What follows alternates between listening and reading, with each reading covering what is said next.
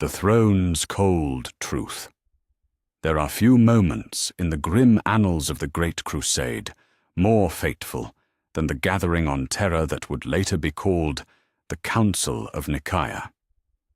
In the vast amphitheatre beneath the imperial palace, 18 demigod sons of the emperor stood divided, their transhuman voices echoing across marble and gold in heated debate over the fate of psychic power itself.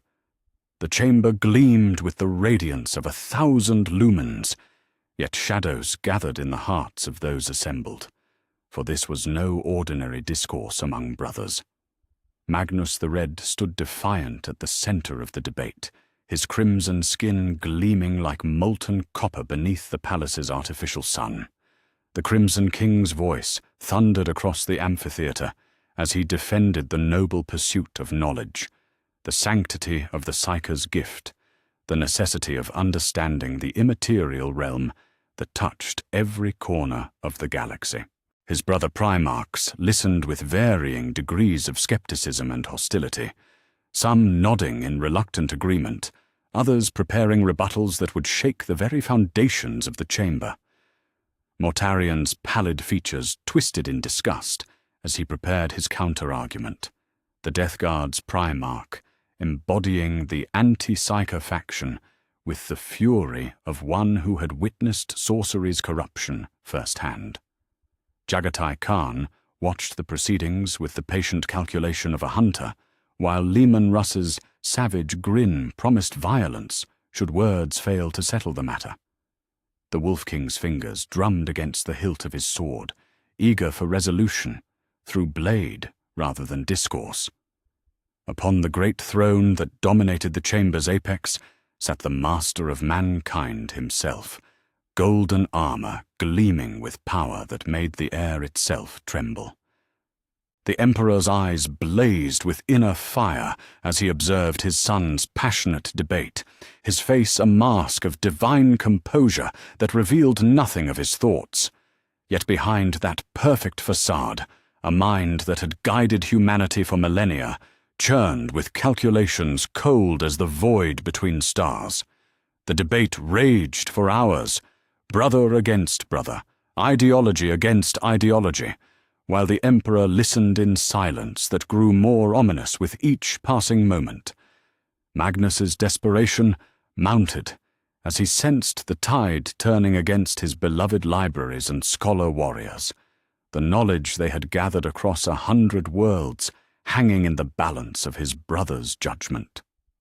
Then, in a moment that would echo through eternity, warning reached Magnus through channels that should not have existed. Across the vast gulf of space and time, the Crimson King perceived a vision of catastrophe approaching. Horus, beloved War Master, standing at the precipice of damnation, corrupted powers whispering promises of godhood in exchange for betrayal beyond imagining. The revelation struck Magnus like a thunderbolt, the implications racing through his enhanced mind with the speed of pure terror. Without thought for consequence or protocol, Magnus reached out with his formidable psychic might, seeking to pierce the veil between terror and distant Davin, desperate to warn his father of the War Master's impending fall. His power blazed forth like a crimson star, tearing through the immaterial realm with the force of a dying sun.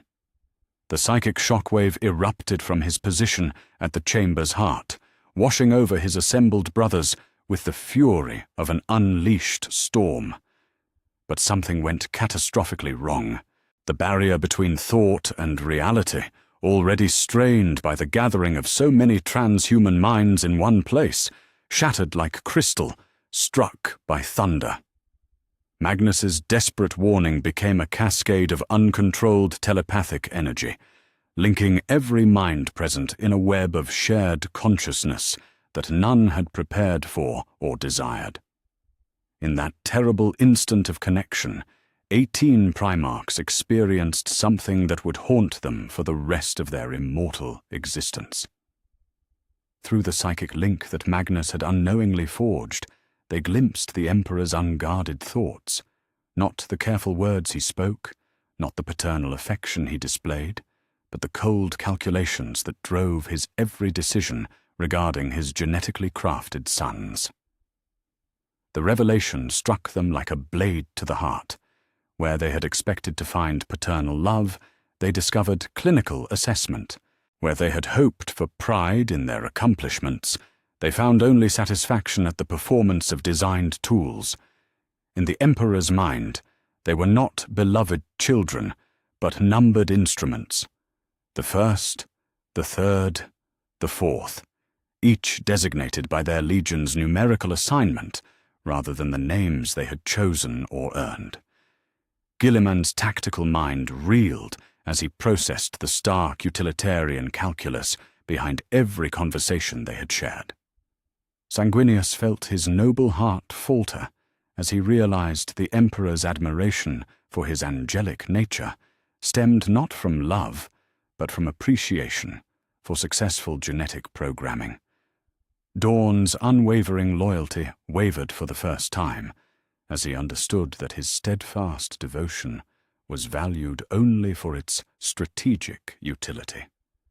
The connection lasted mere seconds, but those seconds contained lifetimes of disillusionment. Each Primarch experienced the crushing weight of their father's true perspective, beings created to serve specific functions in a grand design, no more cherished than a master weaponsmith's finest blade. They were tools, masterfully crafted and supremely effective, but tools nonetheless. As the psychic cascade collapsed and the telepathic link dissolved, silence fell across the amphitheater like a burial shroud. 18 of the galaxy's mightiest warriors stood frozen in shock, their enhanced minds struggling to process what they had experienced. The Emperor's golden mask slipped for a single heartbeat, revealing something that might have been regret before his perfect composure reasserted itself. Magnus collapsed to his knees, overwhelmed by guilt and horror at what his desperate warning had unleashed. The Crimson King had sought to save his family from treachery, only to expose a truth that might destroy them all from within. His brothers stared at him, with expressions ranging from fury to despair, each grappling with the knowledge that their deepest beliefs about their relationship with their father had been built upon carefully constructed lies. The chamber trembled as 18 demigods struggled with emotions that threatened to tear their enhanced psyches apart. Some wept without sound, others raged in silence, while still others simply stood paralyzed by the magnitude of their disillusionment. The bonds that had held them together as a family, bonds of shared purpose, mutual respect, and filial devotion, lay shattered around them like broken glass. The Emperor rose from his throne with movements that seemed to bend reality around his golden form. His voice, when it came, carried the weight of absolute authority. Yet underneath lay something that might have been sorrow. The master of mankind gazed upon his sons with eyes that held the wisdom of ages and the burden of impossible choices, knowing that the unity he had so carefully cultivated had been irreparably fractured in a single moment of unwanted truth. The Council of Nicaea had been meant to decide the fate of psychic power within the Imperium. Instead, it had become the moment when the Emperor's greatest creations learned they were nothing more than instruments in the hands of a god who valued their function above their souls. The galaxy would never be the same, for the bonds of trust between father and sons had been severed by the one thing more powerful than any weapon, the terrible clarity of absolute truth. Shattered illusions. The silence that followed the revelation stretched across the amphitheater like a wound that refused to heal. In that terrible quiet, 18 demigods stood frozen between the men they had believed themselves to be and the tools they had discovered they truly were. The golden light of Terra's artificial sun still blazed overhead, yet each Primarch found himself cast into shadow, by the knowledge that burned within their enhanced minds. Robert Guilliman stood as still as marble, his analytical nature struggling to process decades of cherished memories through the lens of this new and devastating truth. The Ultramarines Primarch had built his life upon logic and order, creating systems of governance and warfare that brought prosperity to 500 worlds. Yet now his perfect recall presented him with conversation after conversation, where the Emperor's paternal warmth had been nothing more than calculated performance. Every word of praise, every gesture of approval, every moment of seeming pride, all of it hollow theatre, designed to maintain the loyalty of a supremely efficient instrument of conquest. The Lord of Macraga's hands trembled as he remembered the day he had first knelt before the Emperor, overwhelmed with joy at finding his true father among the stars. That moment of pure emotion, which had shaped every decision since, crumbled to ash as he realized it had been met not with genuine affection, but with satisfaction at recovering a lost asset. His tactical mind, so accustomed to seeing patterns and connections, now perceived only the cold arithmetic of utility in every interaction they had shared. Sanguinius, the great angel whose presence had always brought hope to mortal and transhuman alike, felt something break within his perfect features. His alabaster skin seemed paler beneath the chamber's light as he confronted the hollowness of his devotion. For so long, he had carried the burden of his legion's flaw while drawing strength from his father's supposed love, believing that even a creature as flawed as himself could earn genuine affection through service and sacrifice. The angel's wings drooped as he understood that his noble bearing, his inspiring presence, his very capacity for self-sacrifice had all been designed features rather than authentic virtues. The Emperor had crafted him to be a beacon of hope, not because hope mattered to his father, but because hope was a useful tool for maintaining morale among the masses. His angelic nature was no blessing earned through purity of spirit, but merely genetic programming executed with masterful precision. Across the chamber, Rogel Dawn felt the foundations of his existence shift like tectonic plates beneath an earthquake. The Imperial Fist had built his identity upon unwavering loyalty, upon the certainty that duty transcended all other considerations. His fortresses stood unconquered because he believed in something greater than himself, something worthy of absolute devotion. Yet now he discovered that the object of his loyalty saw him as nothing more than a superbly crafted siege engine, valuable for its function, but possessed of no inherent worth. Dawn's jaw clenched as he remembered countless times he had subordinated his own judgment to his father's will, trusting in wisdom and love that had never existed. Every fortress built, every last stand fought, every sacrifice made in the Emperor's name, all of it had been motivated by an illusion, carefully maintained to ensure optimal performance. The Praetorian of Terror found himself questioning whether duty could survive the absence of genuine reciprocal regard.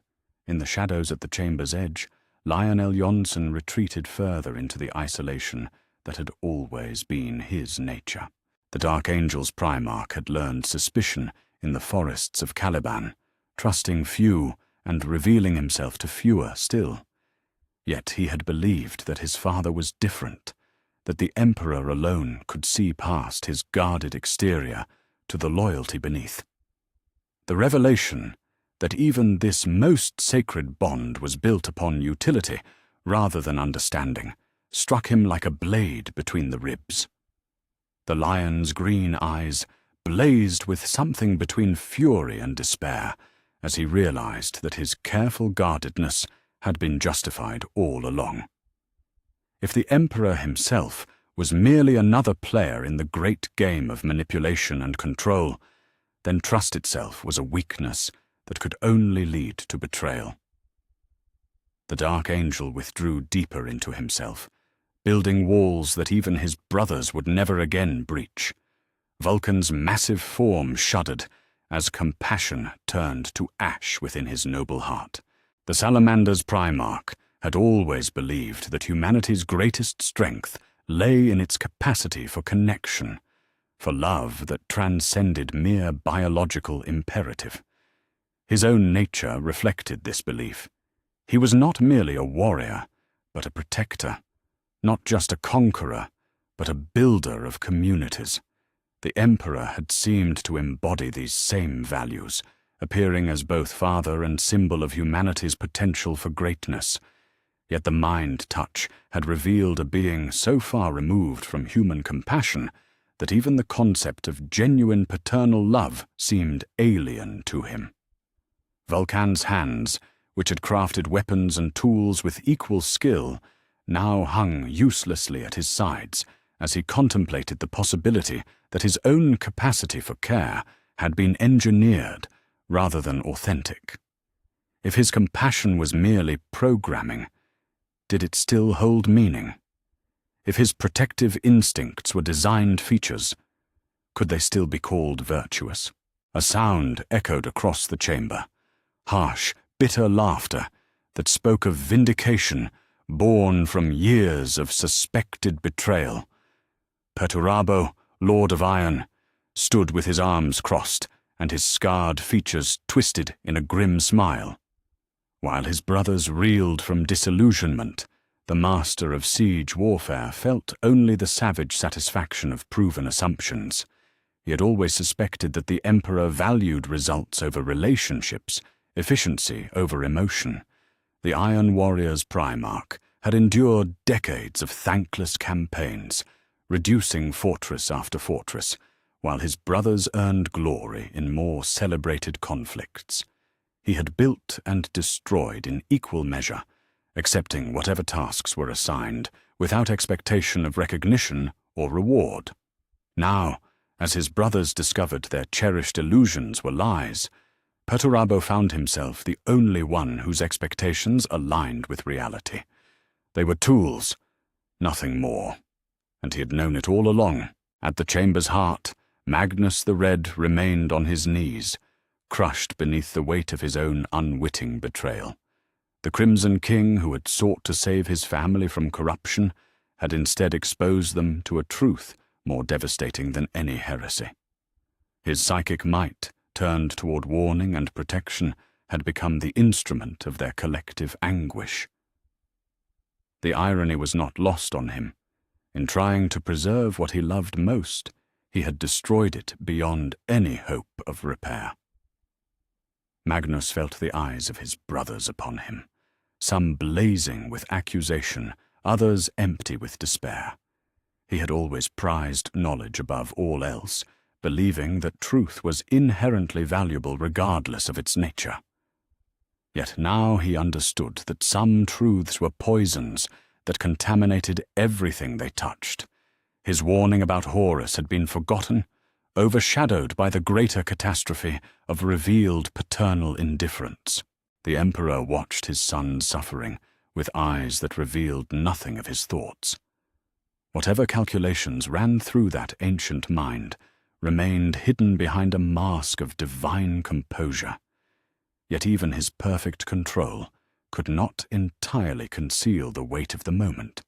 The unity he had spent decades crafting lay in ruins, shattered by a revelation that had taken mere seconds to deliver, but would echo through eternity.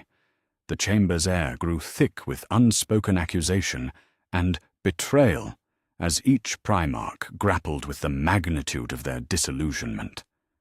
Some wept without tears, others raged without sound, while still others simply stood paralyzed by the knowledge that everything they had believed about their relationship with their Creator was built upon necessary lies.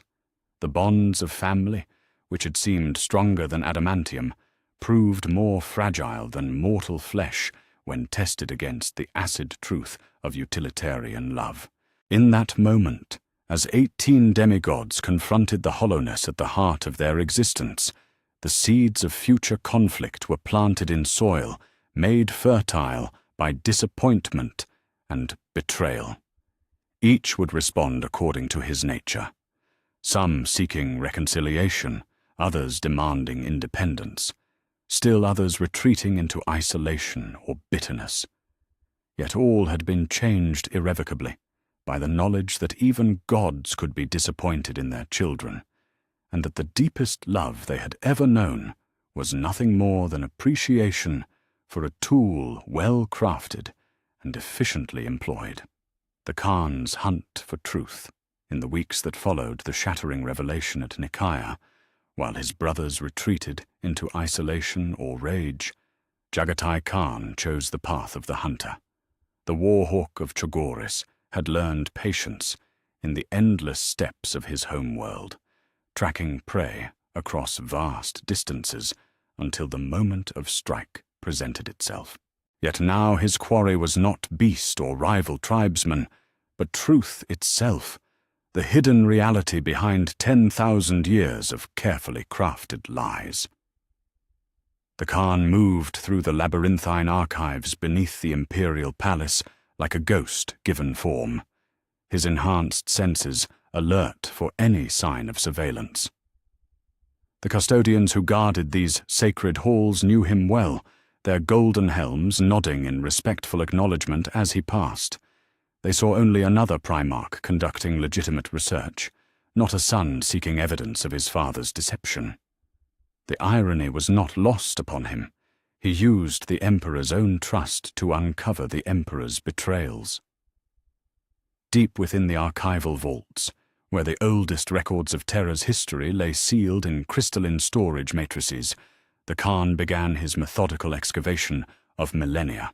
The documents he sought were not the sanitized chronicles available to imperial scholars, but the raw data feeds from observation stations, the unedited communications between long-dead officials, the bureaucratic minutiae that revealed truth through accumulated detail rather than grand proclamation. What he discovered in those silent hours chilled him more thoroughly than the winds of the Altak Mountains. The Emperor's hand could be traced through centuries of manipulation, guiding the course of human development, not through inspiration or leadership, but through carefully orchestrated catastrophes and controlled conflicts. Wars had been fomented to eliminate inconvenient populations. Technological developments had been sabotaged to prevent premature advancement. Entire civilizations had been steered toward destruction when they ceased to serve their purpose. The Khan's fingers trembled as he accessed records from the Age of Strife, revealing the systematic nature of the Emperor's intervention in human affairs. Societies that might have survived the collapse of the Dark Age of technology had been subtly undermined, their leaders assassinated or corrupted, their defensive capabilities compromised through seemingly random equipment failures. The Emperor had not merely waited for humanity to weaken before revealing himself. He had actively contributed to that weakening, ensuring that when he finally emerged from the shadows, there would be no viable alternative to his rule. Each revelation struck the Khan like a physical blow, yet he forced himself to continue his investigation with the grim determination of a hunter following a blood trail. The Great Crusade itself, presented as a noble endeavor to reunite scattered humanity under the light of truth and progress, revealed its darker nature under careful scrutiny. Compliant worlds were not merely welcomed into the imperial fold, they were systematically stripped of cultural identity, their unique developments in science, philosophy, and governance discarded if they did not align with the Emperor's vision. The Khan discovered detailed analyses of planetary populations, coldly categorizing billions of human beings according to their utility as soldiers, workers, or breeding stock. Entire bloodlines had been marked for selective breeding programs designed to enhance specific traits useful to the Imperium, while others had been tagged for gradual elimination through sterilization protocols disguised as medical interventions. The Emperor's vision of human unity was not one of diversity within shared purpose, but of homogenization toward optimal function. As the Khan delved deeper into the archives, he began to understand the true scope of his father's temporal perspective. References appeared to plans spanning not centuries but millennia, with contingencies built upon contingencies in a web of calculation that dwarfed even the most complex strategic thinking of his sons. The Emperor was not merely a ruler planning for the next war or the next generation. He was orchestrating the development of the entire species across geological timescales. The discovery that shook him most profoundly came buried in the deepest security layers of the archival system. Files that spoke of the Primarchs themselves not as beloved sons or even as advanced weapons, but as experimental prototypes in a larger project, whose ultimate goals remained frustratingly unclear. References to next-generation subjects and improved compatibility matrices suggested that even his enhanced brothers were merely stepping stones towards some greater design that the Emperor had never shared with any of them. The Khan realized with growing certainty that their purpose extended far beyond the conquest of the galaxy. The Primarchs were test subjects in an experiment whose true nature remained hidden even from them. Their victories and failures, their personalities and relationships, even their eventual fates, all of it was being carefully observed and analyzed for lessons that would inform whatever came next in the Emperor's grand design. When his investigation reached its natural conclusion, the Khan found himself possessed of knowledge that burned like acid in his enhanced mind. Yet he was not content to suffer alone with these revelations. The hunter's instinct that had served him well on Chagoris now guided him toward his brothers, who might be trusted with such dangerous truths, those whose shock and disillusionment had not yet hardened into absolute despair or murderous rage.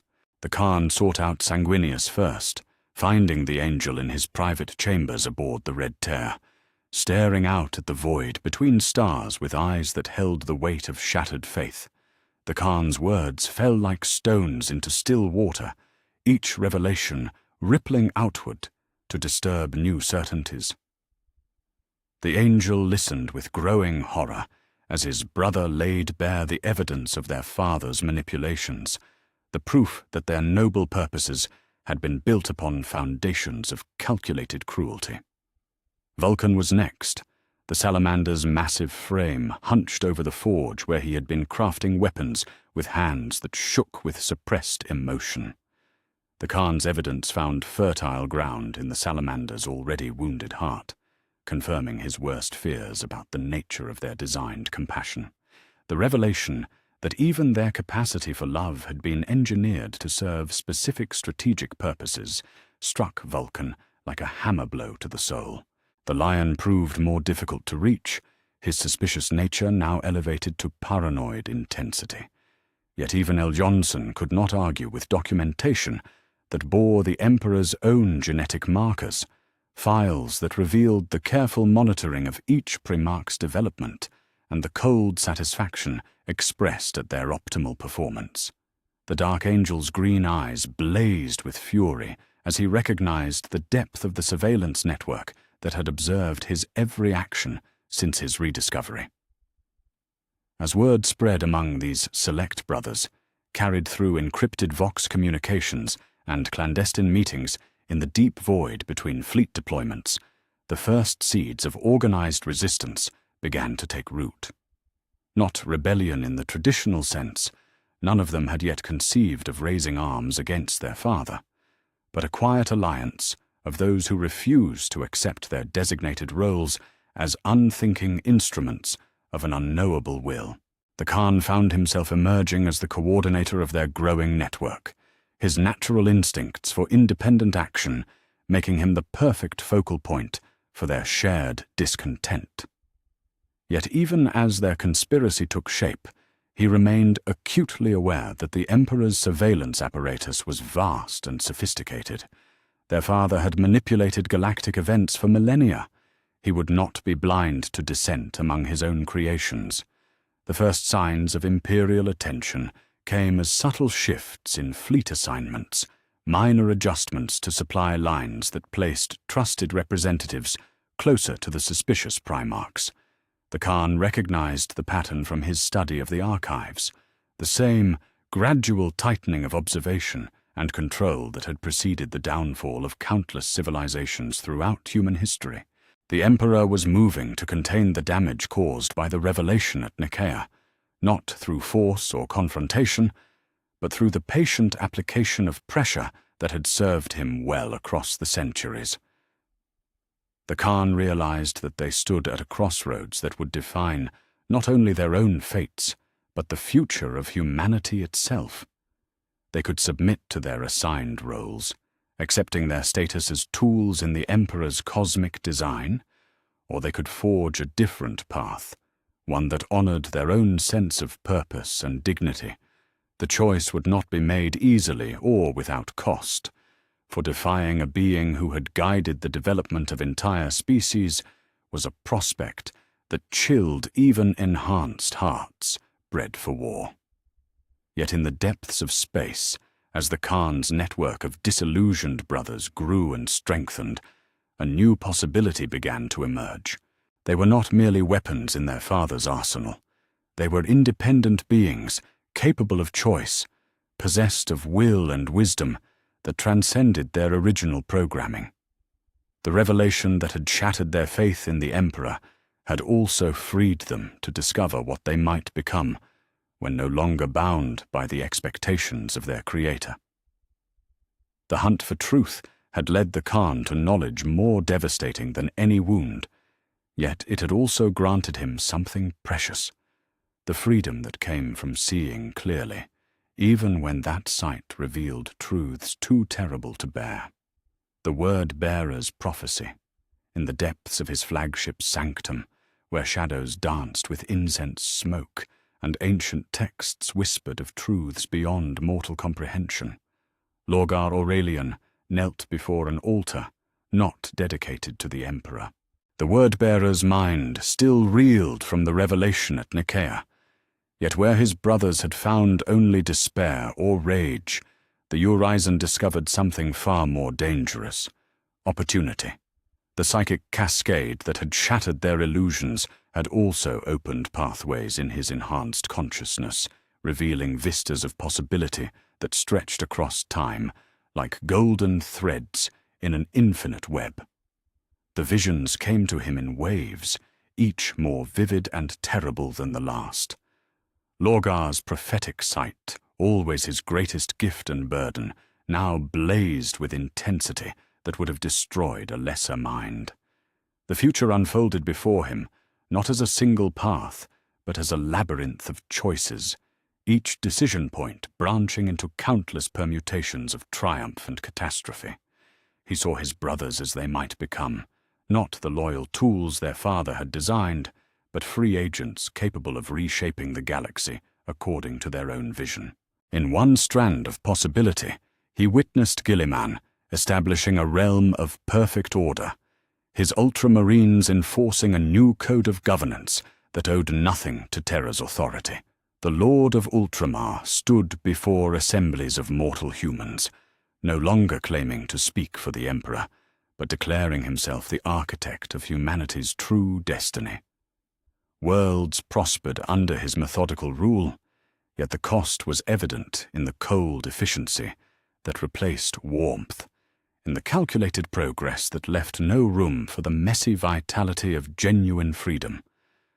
Another vision showed him Sanguinius leading a great exodus, his angelic presence inspiring billions to follow him beyond the galactic rim in search of redemption. The great angel's wings bore the weight not of imperial glory, but of desperate hope, carrying his followers toward distant stars, where they might forge a new beginning untainted by the Emperor's manipulations. Yet even in this noble flight, Lorgar saw the seeds of tragedy, for no amount of distance could free them from the flaws built into their very DNA. The most disturbing visions centered on his brother Horus, the golden son who bore the Emperor's favor like a crown of thorns. Lorgar watched in fascination and horror as countless versions of the War Master grappled with the knowledge of his true status. In some timelines, Horus accepted his role as a supreme tool and became something cold and terrible, enforcing the Emperor's will with efficiency that surpassed even their father's coldest calculations. In others, the beloved son turned his charisma and tactical genius toward rebellion, gathering a coalition of the disaffected that tore the galaxy apart in civil war. Yet among all these fractured possibilities, the most frequent visions showed Horus paralyzed by indecision, caught between loyalty and betrayal, love and hatred, duty and desire for autonomy. The War Master's noble heart, which had made him the Emperor's chosen, became his greatest weakness when confronted with truths that shattered the foundations of his purpose. Lorgar saw his brother standing on countless battlefields, his sword raised but trembling, unable to strike either for or against the father, who had made him into something greater and lesser than human. The word-bearer's enhanced perception revealed patterns that even his prophetic gifts struggled to comprehend. Behind every vision lurked the shadow of the Emperor's ultimate design, a plan so vast and terrible that even the revelation of utilitarian love was merely its outermost layer. Lorgar glimpsed fragments of a cosmic endgame that dwarfed the conquest of the galaxy, schemes that treated entire species as expendable resources in a war against forces beyond mortal understanding. In his darkest visions, Lorgar saw the Emperor's true enemy, not the alien empires that resisted human expansion, not the chaotic forces that dwelt in the immaterial realm, but entropy itself. The master of mankind waged war against the fundamental nature of existence, seeking to impose order on a universe that tended toward dissolution and decay. The Primarchs were not merely weapons in this conflict, but prototypes for something greater, templates for a new form of existence that might survive the death of stars and the cooling of space itself. The revelation struck Lorgar with the force of divine inspiration. They were not failed sons or successful tools, but rough drafts in a project that spanned geological ages. The Emperor sought to engineer not just the perfect human, but the perfect post-human, beings capable of transcending the physical limitations that doomed all organic life to eventual extinction. Each Primarch represented a different aspect of this ultimate being: Guilliman's organizational genius, Sanguinius's inspirational nobility, Horus's charismatic leadership, his own spiritual insight. Yet the visions showed him that this grand design contained fatal flaws, contradictions that would destroy it from within. The Emperor's utilitarian approach had blinded him to the necessity of genuine connection, the power of authentic emotion that could not be engineered or programmed. In seeking to create perfect instruments, he had ignored the reality that consciousness itself resisted such control, that sapient beings inevitably developed purposes beyond their original programming. Compelled by the urgency of his visions, Lorgar sought out his most beloved brother, knowing that Horus alone commanded the respect and loyalty necessary to either prevent or ensure the catastrophes he had witnessed. The War Master received him aboard the Vengeful Spirit with the warmth that had always marked their relationship. Yet Lorgar's enhanced senses detected subtle changes in his brother's demeanor, a hesitation in his smile, a weight in his posture that spoke of burdens newly acknowledged. Their conversation unfolded in the strategic chamber, where Horus had planned 100 victories, surrounded by hollow displays showing the current disposition of the Great Crusade's forces.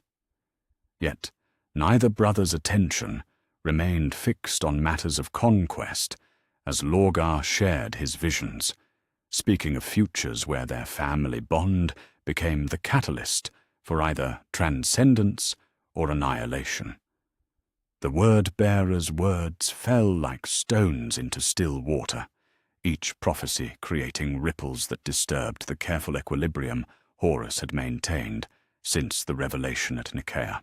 The War Master listened with growing tension as Lorgar described the path that lay before them, the choices that would determine not only their own fates, but the destiny of humanity itself. Horus's hands clenched and unclenched as he contemplated visions of himself as either the ultimate enforcer of the Emperor's will or the architect of its destruction. The golden son who had always served as the bridge between father and brothers found himself standing at a crossroads where every direction led to betrayal of someone he loved. Lorgar pressed his advantage, speaking of the Emperor's ultimate plan with the fervor that had once been directed toward worship. The word-bearer painted a picture of cosmic transformation that would require the sacrifice not merely of their autonomy, but of their essential humanity. They would become components in a vast machine designed to outlast the universe itself, their personalities and desires subsumed into a greater whole that bore no resemblance to the beings they had once been.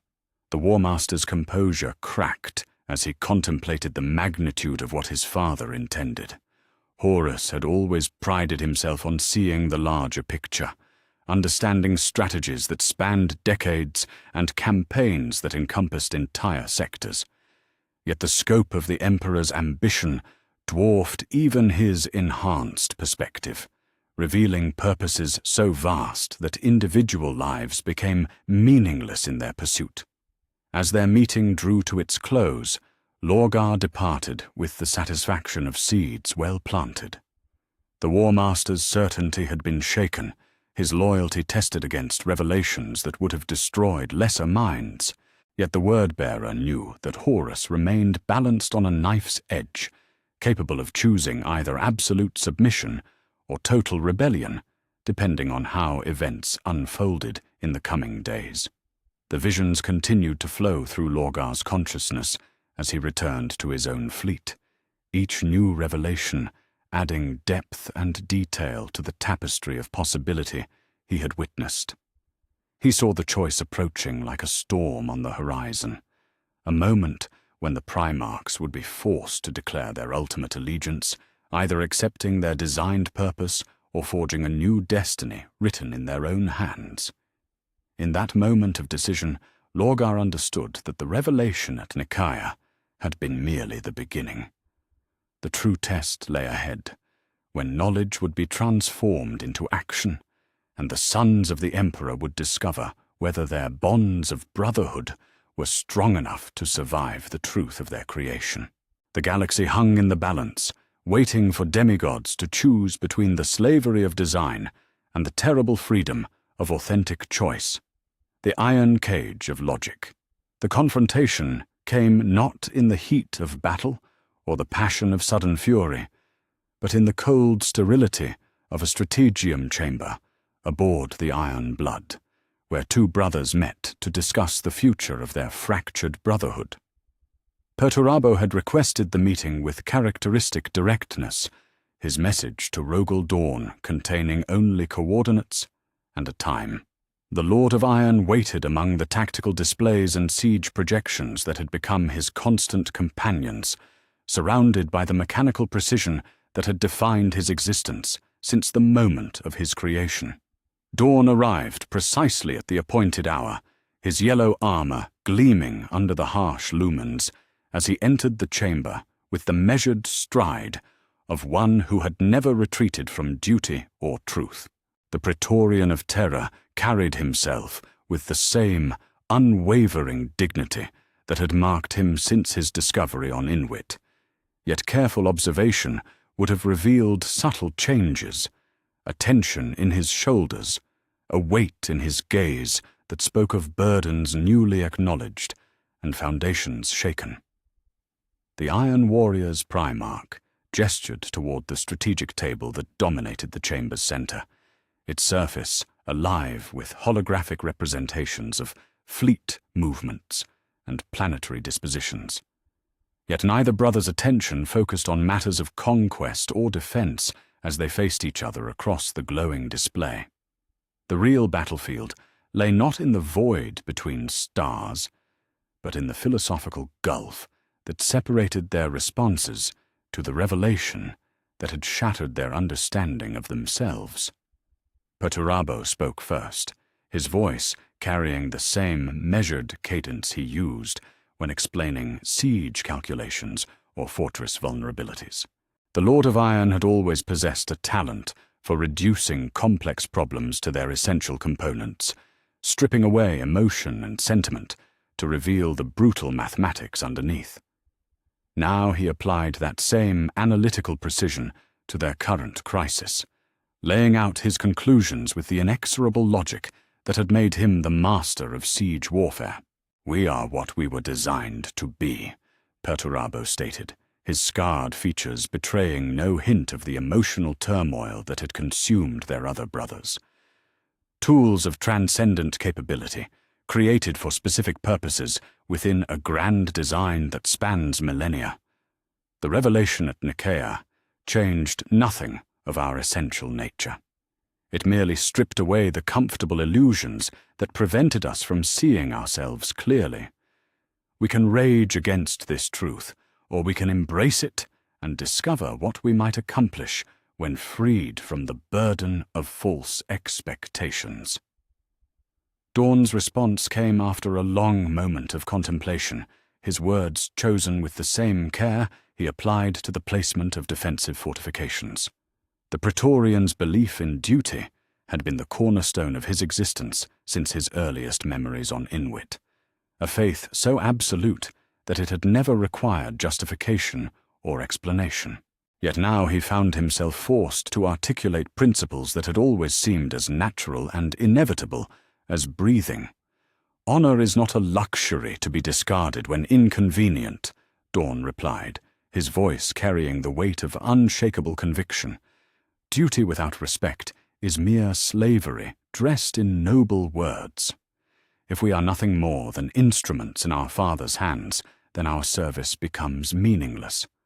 Not because it lacks effectiveness, but because it lacks the dignity that transforms obligation into honor. A tool cannot choose loyalty. Only a thinking being can make that sacrifice meaningful." The philosophical battle lines drawn by their opening statements would have been clear to any observer capable of understanding the depths of their disagreement. Perturabo represented the path of pragmatic acceptance, the cold logic that embraced truth regardless of its emotional cost. Dawn embodied idealistic resistance, the refusal to abandon principles even when those principles had been built upon foundations of deception. Perturabo leaned forward, his hands pressing against the table's edge as he marshaled his arguments with the same methodical precision that had reduced 1,000 fortresses to rubble. The Iron Warrior's mind was a vast, calculating engine, capable of processing variables and outcomes with inhuman speed and accuracy. Yet now he turned that formidable intellect toward the task of convincing his brother that acceptance was not defeat, but liberation. "Consider the mathematics of our situation," Perturabo continued, his voice gaining intensity as he warmed to his theme. "We are beings of transcendent capability, operating within a framework designed by an intelligence that has guided humanity's development for 10,000 years. Our Father's utilitarian perspective does not diminish our achievements, it explains them.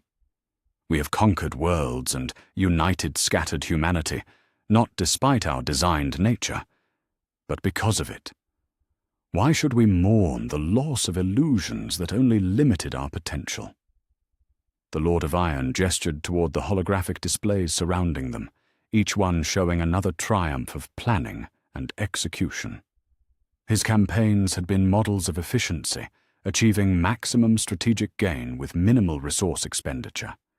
Yet where once he might have felt satisfaction at these accomplishments, now he saw only the elegant functioning of perfectly calibrated instruments. "We can build something greater than the Emperor's vision," Perturabo declared, his scarred features lighting with something that might have been enthusiasm. Free from the need to maintain comforting lies about love and family, we can focus on what truly matters, the advancement of human capability and the conquest of entropy itself. We are the next step in evolutionary development, beings capable of rational thought, unclouded by emotional attachment. That is not a curse to be lamented, but a gift to be embraced. Dawn listened with the patience of one who had spent decades defending positions against impossible odds, weighing each argument with the same care he devoted to evaluating siege tactics. Yet where Perturabo saw liberation through acceptance, the Praetorian of Terra perceived only the path toward a different kind of slavery, one that dressed bondage in the language of efficiency and called degradation by the name of evolution.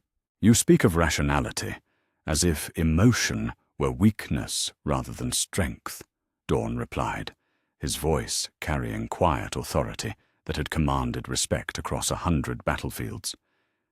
Yet what gave meaning to our campaigns was not their efficiency, but their purpose, the belief that we served something worthy of our sacrifice.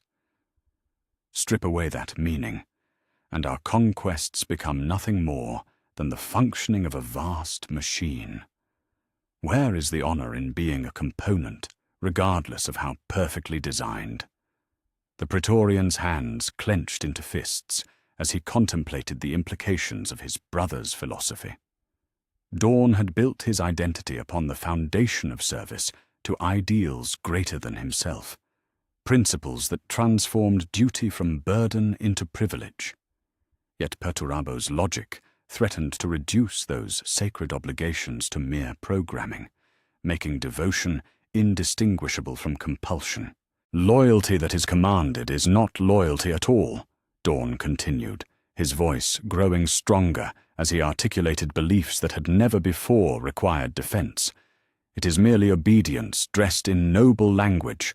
True loyalty requires choice, the freedom to reject as well as accept.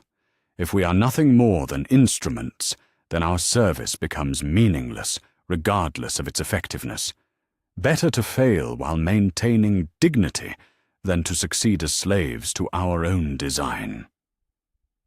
Their philosophical conflict began to draw other voices into the debate, as word of the meeting spread through encrypted channels among the Primarch fleets. Guilliman's analytical mind found merit in both positions, recognizing the practical advantages of Perturabo's approach while sympathizing with Dawn's concern for honor and dignity.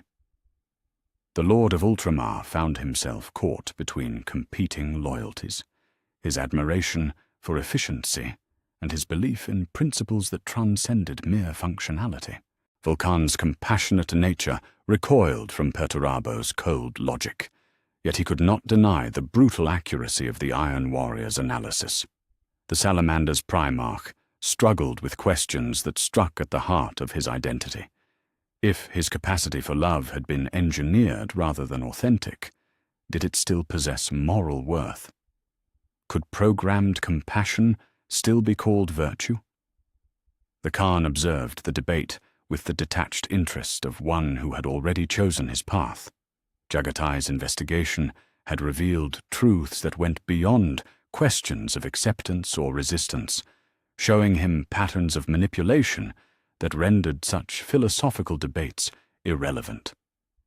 Yet even he recognized the importance of the conflict unfolding between his brothers, understanding that their choice would determine the shape of any resistance that might emerge. As the debate raged across void-separated fleets, Perturabo and Dawn found themselves becoming symbols of competing philosophies rather than individuals arguing their convictions. The Iron Warrior represented the harsh clarity, that came from accepting uncomfortable truths, while the Praetorian embodied the stubborn nobility that refused to abandon ideals even when they proved to be built upon lies. Their conflict reached its climax when Dawn posed the question that cut to the heart of their disagreement. "If we are nothing more than tools," the Praetorian asked, his voice carrying the weight of ultimate challenge, "then what separates us from any other weapon in our father's arsenal? Where is the line between sophisticated instrument and thinking being? At what point does functionality become indistinguishable from slavery?"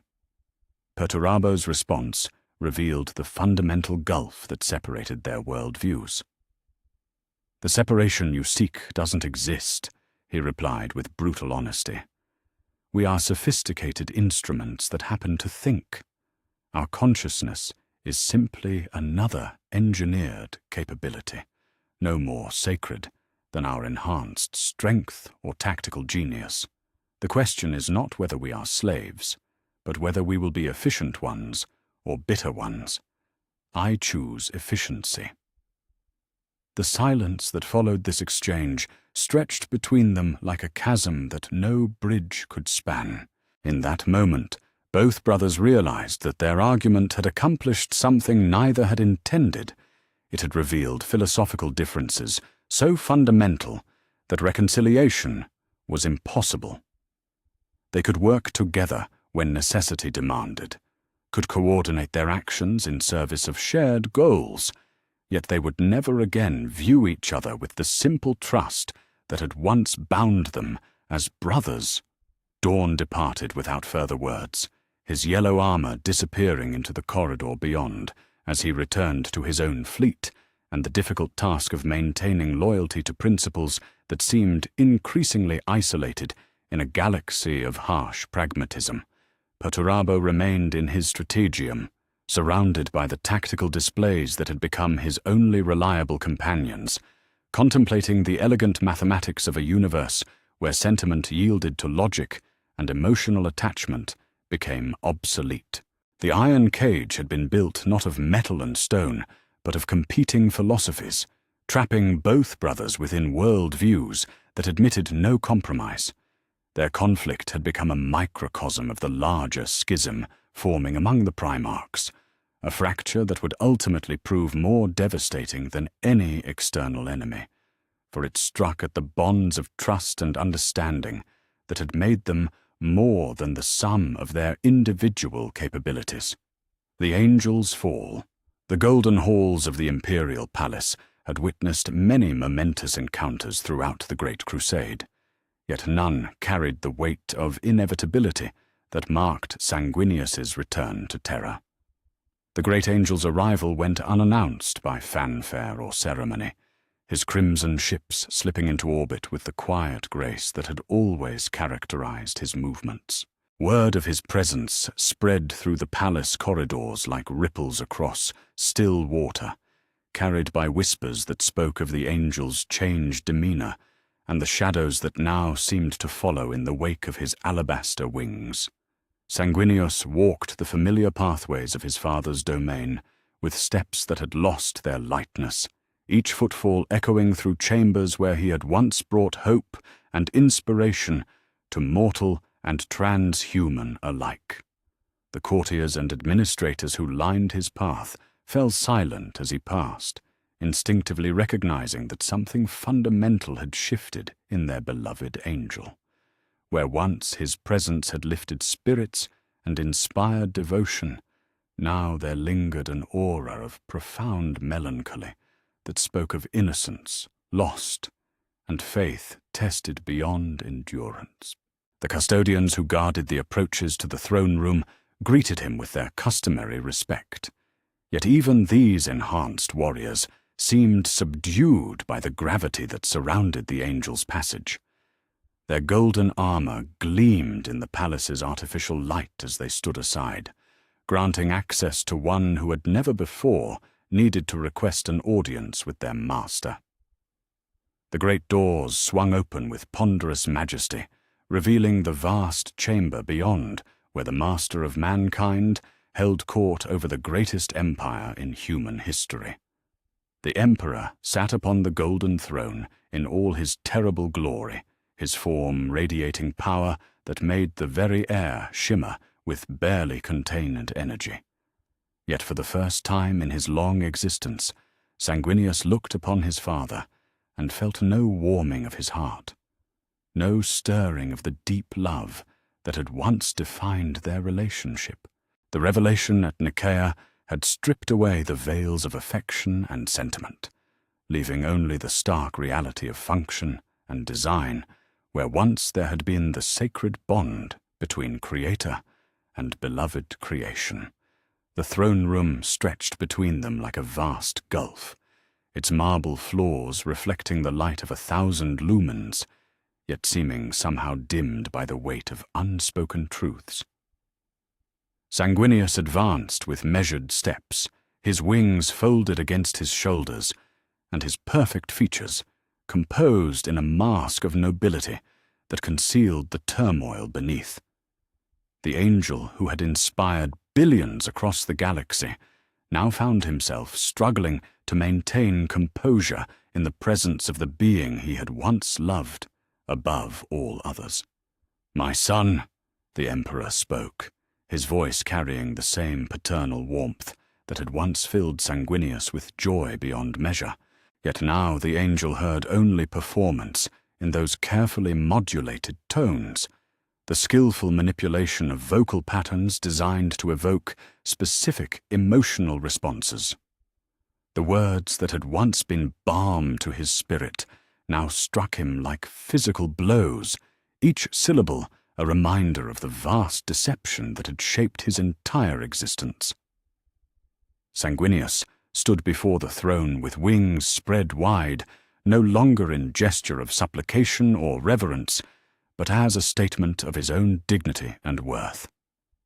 The angel's voice, when it came, carried none of its usual musical quality, but spoke with the harsh clarity of one who had looked into the abyss of truth and found it staring back. The words he had come to speak had been rehearsed during the long journey from distant battlefields, yet now they seemed inadequate to express the magnitude of his disillusionment. "Father," Sanguinius began, the title carrying bitter weight as it passed his lips, "I have come seeking understanding of what we discovered at Nicaea. Not explanation or justification, but the truth about what you truly think of those you call your sons. We felt your mind in that moment of connection, saw ourselves as you see us, not as children to be loved, but as instruments to be employed. I would know if there was ever genuine affection in your heart for any of us, or if even that was merely another tool in your vast design." The emperor's golden gaze fixed upon his son with intensity that would have burned lesser beings to ash. Yet beneath that terrible scrutiny lay something that might have been genuine emotion. For a moment that stretched between heartbeats, the master of mankind seemed almost mortal, a being capable of doubt and regret rather than the perfect calculating machine his revelation had suggested. Yet when he spoke, his words carried the same cold logic that had shaped the conquest of a galaxy. "Love, as mortals understand it, is an evolutionary artifact," the emperor replied, his voice maintaining perfect composure despite the weight of what he revealed. "A biochemical imperative designed to ensure the survival of offspring long enough to propagate the species. I transcended such limitations eons ago, yet I recognized the necessity of replicating its effects to ensure optimal performance from my created sons.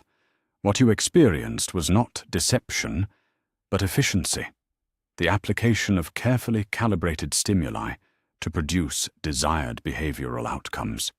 The words struck Sanguinius with the force of a thunderbolt, yet he had steeled himself for such revelations during his journey to Terra. What wounded him more deeply was the casual dismissal of emotions that had given meaning to his entire existence. The angel's perfect features remained composed as he absorbed the implications of his father's admission, yet those who knew him well would have recognized the subtle signs of devastation, the slight tremor in his wings, the tightening around his eyes that spoke of pain beyond physical endurance. Then every moment of warmth, every gesture of pride, every instance of what I believed was paternal love, Sanguinius said, his voice carrying quiet devastation, was nothing more than behavioral conditioning designed to maximize my utility as a weapon. The joy I felt at your approval, the comfort I drew from your presence, the very foundation upon which I built my identity, all of it was engineered response to calculated stimuli. The Emperor's expression remained unchanged as he confirmed his son's worst fears with the same clinical detachment that had marked his explanation of love's irrelevance. Yet Sanguinius pressed forward, driven by desperate need to understand the full scope of his father's manipulation. The angel's questions cut to the heart of identity itself, seeking to comprehend whether any aspect of his nature could be considered authentic rather than programmed. Even my nobility, my capacity for inspiration, my ability to kindle hope in others, Sanguinius continued, his voice growing stronger despite the devastation of his father's revelations. These, too, were designed features, carefully calibrated to serve specific strategic purposes. My angelic appearance, my charismatic presence, my instinctive understanding of what mortals need to hear, none of it arose from genuine virtue, but from genetic programming as precise as any weapon's targeting system. The Emperor nodded with the same measured acknowledgement he might have given to a tactical assessment or resource allocation report. His next words revealed depths of manipulation that dwarfed even the angel's worst imaginings, exposing layer upon layer of engineered response that had shaped not only Sanguinius's actions, but his very conception of self. The master of mankind spoke of inspiration as if it were ammunition, of hope as if it were merely another logistical consideration in the vast machinery of conquest. Your angelic nature serves multiple functions within the strategic framework of the Great Crusade, the Emperor explained with devastating clinical precision. Inspiration maintains morale among mortal populations during extended campaigns. Your capacity for noble self-sacrifice provides an example that encourages similar behaviors in subordinates. Your appearance and demeanor generate the precise psychological responses necessary to maintain compliance and enthusiasm among diverse human populations. These are not flaws in your design, but its greatest successes. For the briefest moment, something flickered across the Emperor's perfect features, a shadow that might have been regret, or perhaps simply calculation of the conversation's potential consequences. The master of mankind had ruled for millennia through careful manipulation of perception and emotion. Yet now he found himself revealing truths that threatened to destroy the very foundations of his son's identity. Whether that revelation stemmed from genuine feeling or merely strategic assessment remained unclear even to his enhanced perception. There was a time, the Emperor said, his voice carrying a subtle change that Sanguinius's enhanced senses detected despite its subtlety, when I believed it might be possible to feel toward you and your brothers something approaching what mortals call paternal affection. Yet such emotions proved counterproductive to the necessities of your deployment and development. Sentiment clouds judgment, personal attachment, compromises strategic thinking. I chose efficiency over indulgence, results over emotional satisfaction. The admission struck Sanguinius as perhaps more devastating than outright denial would have been. To learn that love had been possible but deliberately rejected in favor of cold utility, suggested depths of emotional amputation that horrified the angel more than simple incapacity would have. His father had not been unable to love, but had chosen not to love, calculating that such feelings would interfere with the optimization of his created sons. Sanguinius felt something break within his perfect heart as the full magnitude of his isolation became clear. He had been created by a being capable of love, but deemed unworthy of receiving it, not through any failure of his own, but through the cold arithmetic of strategic necessity. The angel who had inspired countless billions across the galaxy discovered that he himself had never inspired anything more than calculated approval from the one being whose love he had most desired. Yet even in the depths of this revelation, the Emperor's mask slipped for one revealing instant. Perhaps it was the sight of his most beloved son's wings drooping with the weight of shattered faith, or perhaps it was some vestigial echo of what he might once have felt before necessity demanded its sacrifice. For a heartbeat that lasted an eternity, something resembling genuine regret flickered across the master of mankind's features before his perfect composure reasserted itself. The necessities of what must be accomplished leave little room for the luxuries of emotional attachment, the Emperor said, his voice returning to its previous clinical tone. You were created to serve specific functions within a cosmic framework that extends far beyond individual satisfaction or happiness. That you have performed those functions flawlessly is a testament to the precision of your design, not grounds for expecting rewards that would compromise your continued effectiveness. Sanguinius stood in silence for long moments, absorbing the finality of his father's words and the complete absence of any hope for genuine connection.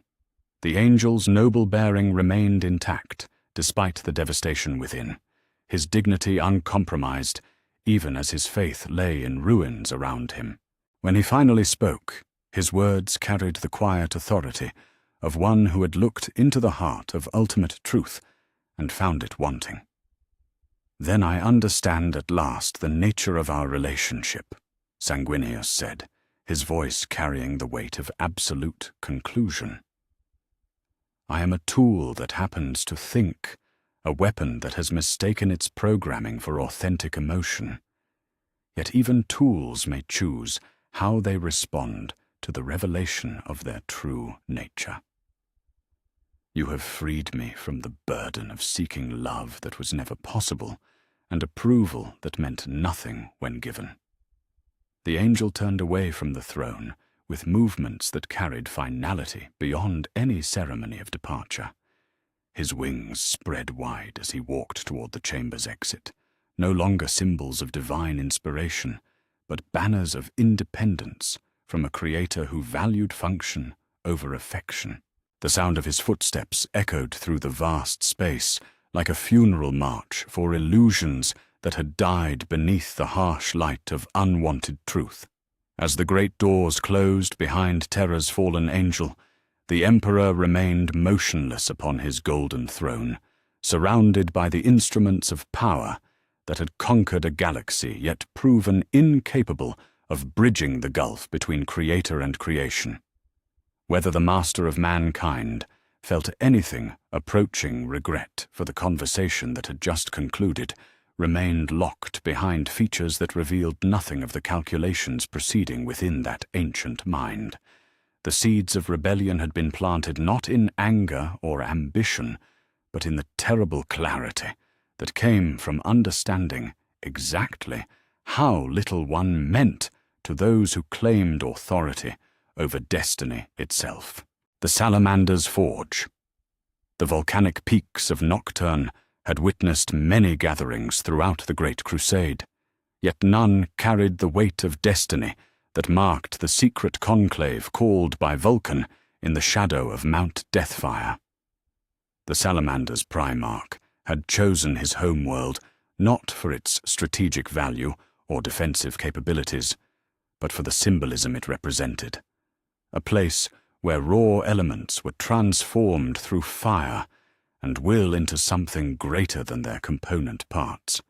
As his brother's ships descended through the ash-laden atmosphere, Vulcan hoped that the same transformative power might forge unity from the fractured bonds of their brotherhood. The great forge hall where Vulcan had first learned the craftsman's art had been expanded to accommodate beings of their stature, its vaulted ceiling soaring high above anvils that had shaped weapons for the Great Crusade's greatest victories. Yet now the tools of creation stood cold and unused as 7 Primarchs gathered around a circular table wrought from rare metals that gleamed like captured starlight. The symbolism was not lost on any present. They sat as equals, with no elevated position to suggest hierarchy or dominance. Sanguinius arrived bearing the weight of his recent confrontation with the Emperor, his alabaster wings folded tight against his shoulders, and his perfect features marked by shadows that spoke of faith destroyed.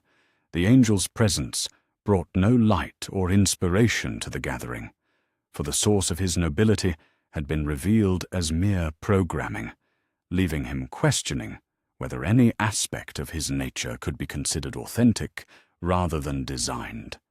Dawn came in full panoply of war, his yellow armor bearing fresh battle damage from campaigns that had taken on new meaning since the revelation at Nicaea. The Praetorian's unwavering loyalty had been shaken to its foundations, yet he remained committed to principles of honor and duty, even when those principles had been built upon foundations of deception. His presence at the conclave represented not agreement with its purpose, but dedication to hearing all perspectives before choosing his final path. The Khan attended with the wariness of one who had already seen too much truth for comfort, his investigation having revealed layers of manipulation that extended far beyond their personal relationships with the Emperor. Jagatai's knowledge of their father's millennia-spanning deceptions colored his perception of every proposal for reconciliation, making him skeptical of any solution that failed to address the fundamental nature of their exploitation. Russ came bearing the scent of distant battlefields and the manner of one whose patience had reached its limits. The Wolf King's savage nature recoiled from the carefully reasoned arguments of his more diplomatic brothers, preferring direct action to endless philosophical debate. His presence at the conclave represented the growing faction that favored immediate and decisive response to their father's betrayal. Ferrus Manus attended with mechanical precision, his iron hands folded before him, as he calculated the odds of successful reconciliation against the mathematical certainties of continued conflict. The Gorgon's analytical mind had processed the implications of their revelation with the same methodical thoroughness he applied to all strategic problems, leaving him coldly certain that accommodation was possible if approached with sufficient logic. Vulcan stood before his assembled brothers, not as their superior, but as one seeking to build bridges across gulfs that seemed to widen with each passing day. The salamander's massive frame radiated the patient strength that had made him beloved among mortals and Astartes alike, yet even his enhanced senses could detect the tension that crackled between his brothers like electricity before a storm. The craftsman who had shaped metal and men with equal skill now faced the greatest challenge of his existence, forging unity from elements that seemed fundamentally incompatible. "My brothers," Vulcan began, his voice carrying the warmth that had always marked his words, "we gather in this place not to kindle the fires of war, but to forge understanding from the raw materials of our shared crisis. The revelation at Nicaea has wounded us all, yet wounds can heal if properly tended. We must not allow the Emperor's utilitarian perspective to blind us to the bonds that still exist between us, connections that transcend whatever design parameters governed our creation." The salamander's words fell into silence, that stretched like molten metal cooling in the forge's embrace. Each brother processed his appeal according to their nature, weighing hope against experience, possibility against probability. Yet even before the first response came, subtle signs revealed the depth of division that separated them: Russ's barely concealed sneer, the Khan's skeptical posture, Sanguinius's hollow gaze that suggested faith beyond recovery. Ferrus Manus spoke first, his mechanical voice carrying the precision that marked all his communications. "Unity requires common purpose," the Gorgon stated with analytical clarity. "Our current crisis stems from conflicting responses to identical information. If we are to forge cooperation from discord, we must first establish whether our fundamental goals remain compatible despite the revelation of our designed nature." The Iron Hands Primarch laid out his assessment with methodical thoroughness, cataloguing the various responses their brothers had displayed since Nicaea. Some sought reconciliation with the Emperor, despite understanding his true perspective. Others demanded independence regardless of consequences, while still others retreated into isolation or philosophical debate. The mathematical reality was stark: too many variables, too few constants, minimal probability of convergent solution. Dawn responded with characteristic directness, his voice carrying the weight of principles tested against uncomfortable truths. "Honor cannot coexist with the knowledge that our service means nothing beyond its utility," the Praetorian declared. "Yet neither can honor be maintained through rebellion against legitimate authority, regardless of that authority's emotional limitations. We face a contradiction that cannot be resolved through compromise. Either we accept our status as sophisticated instruments, or we reject the entire framework that created us." The Imperial Fist's words cut to the heart of their dilemma with surgical precision. Their father's revelation had created an impossible choice: submit to utilitarian exploitation or rebel against the being who had given them existence itself. Middle ground seemed logically impossible when the fundamental premises of their relationship had been revealed as false from the beginning. Sanguinius stirred from his contemplative silence, his voice carrying the weight of recent devastation. "The question that haunts me," the angel said, each word carefully chosen, "is whether our capacity for honor, love, and brotherhood represents authentic virtue or merely sophisticated programming. If compassion was designed into us for strategic purposes, does it still possess moral worth? Can engineered nobility be called true nobility, or does its artificial origin invalidate any claim to authenticity?" The angel's query struck at the existential core of their crisis, raising questions that transcended mere political or strategic considerations. If their highest virtues were revealed as designed features rather than authentic developments, what separated them from any other weapon in their father's arsenal? Where was the line between sophisticated programming and genuine consciousness, between engineered response and authentic choice?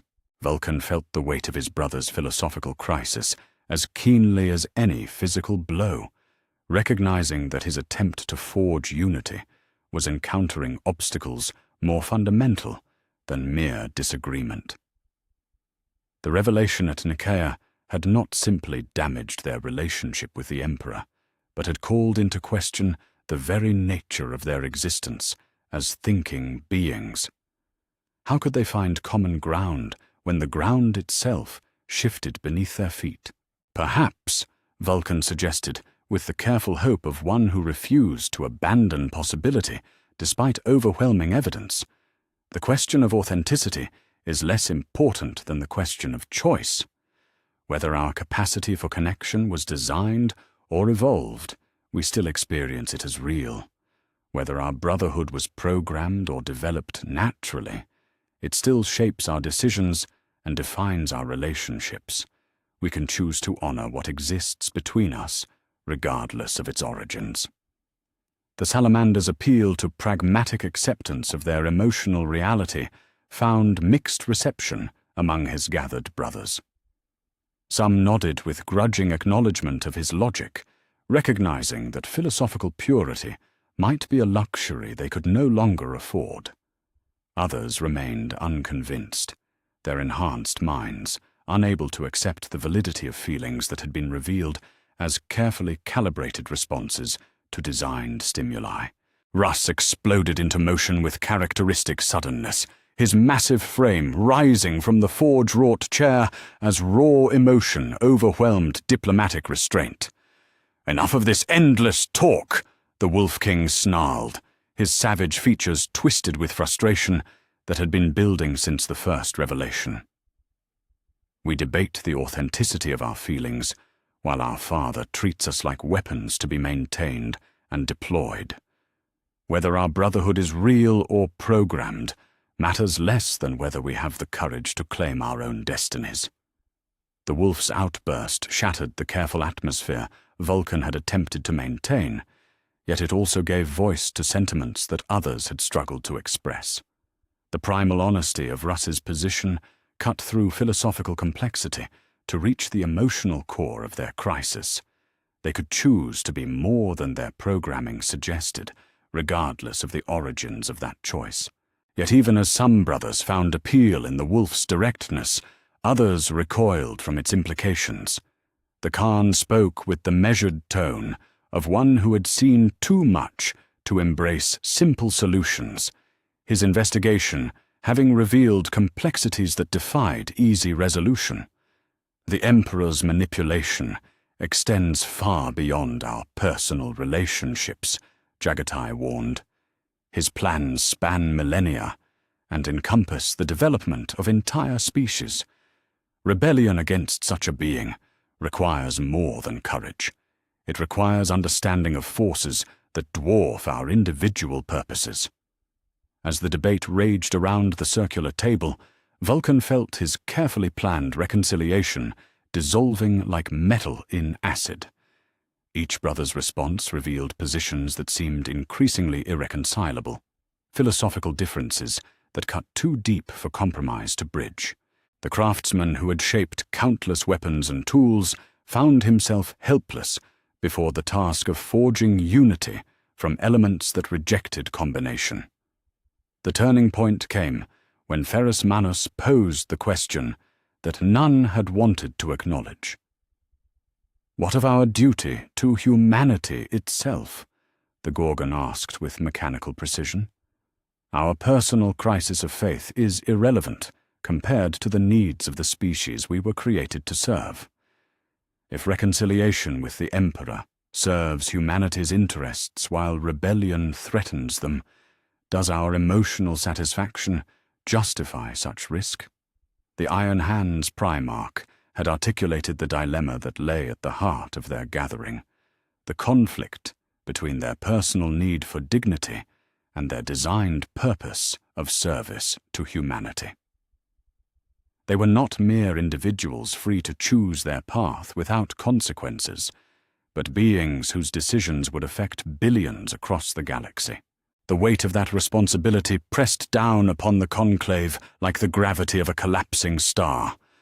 Vulcan watched in growing despair as his brothers split along lines that seemed to harden with each exchange. Some, led by Ferrus and supported reluctantly by Dawn, argued for accepting their status as tools if such acceptance served humanity's greater good. Others, championed by Russ and echoed by the Khan, demanded independence regardless of consequences. Sanguinius remained silent, his shattered faith leaving him unable to advocate for any position with conviction. The final fracture came when Dawn posed the ultimate question with characteristic bluntness. "If we cannot agree on our response to the Emperor's revelation," the Praetorian asked, "then how can we continue to function as brothers? Unity based on false premises is worse than honest division. Perhaps it is time to acknowledge that our paths have diverged beyond reconciliation." The silence that followed Dawn's words carried finality beyond any formal declaration. Vulcan felt the last embers of hope dying within his heart as he recognized the truth his brother had spoken. The forge that had shaped their brotherhood had been broken at Nicaea, its essential heat extinguished by revelations too cold for any fire to overcome. One by one, his brothers departed the conclave without ceremony or farewell, each returning to fleets that would soon choose sides in a conflict that seemed increasingly inevitable. Vulcan remained alone in the forge hall, where he had learned to shape metal into tools of beauty and utility, surrounded by the cooling residue of his failed attempt to craft unity from discord. The salamander understood at last that some things could not be forged anew once they had been broken, that some fractures ran too deep for any craftsman's skill to heal. The brotherhood that had once seemed strong as adamantium had proven as fragile as glass when tested against the hammer blow of unwanted truth. In seeking to preserve what remained of their bonds, Vulcan had only hastened their final dissolution. As night fell over Nocturne's volcanic peaks, the Primarch of the Salamanders faced the hardest choice of his existence: stand with brothers whose paths led toward destruction, or honor his duty to humanity, even if it meant accepting the role of sophisticated tool in a cosmic design beyond his comprehension. The forge fires burned low, their light insufficient to illuminate a path through the darkness that lay ahead. The wolf's howl, the howl that echoed across the void between Fenris and the galactic core, carried more than sound. It bore the primal fury of a predator that had discovered its cage and chosen freedom over safety. Leman Russ stood upon the command bridge of his flagship, Raffenkel, surrounded by his wolf guard and the trappings of a culture that had never bowed to anyone's definition of civilization. The Space Wolves' Primarch had endured weeks of philosophical debate and diplomatic maneuvering since the failed conclave on Nocturne, watching his brothers circle endlessly around decisions that his savage heart had already made. The Wolf King's declaration came not through encrypted channels or carefully worded diplomatic messages, but as a broadcast transmitted across every Imperial frequency, with the raw power of an unleashed storm. His words rang with the authority of one who had never learned to compromise his nature for the comfort of others, each syllable carrying the weight of absolute conviction that brooked no argument or negotiation. "Brothers, cousins, sons of distant worlds," Russ began, his voice carrying the rough cadence of Fenrisian winter winds across the static-filled void. "We have been told that we are tools, nothing more than sophisticated weapons in the hands of one who values our function above our worth. I say this truth demands a response, not of words, but of action. We were created to be more than instruments of another's will, and we shall prove it, not through debate, but through deed." The transmission spread across the galaxy like wildfire through dry timber, reaching the fleets of his scattered brothers and the fortress monasteries of their legions.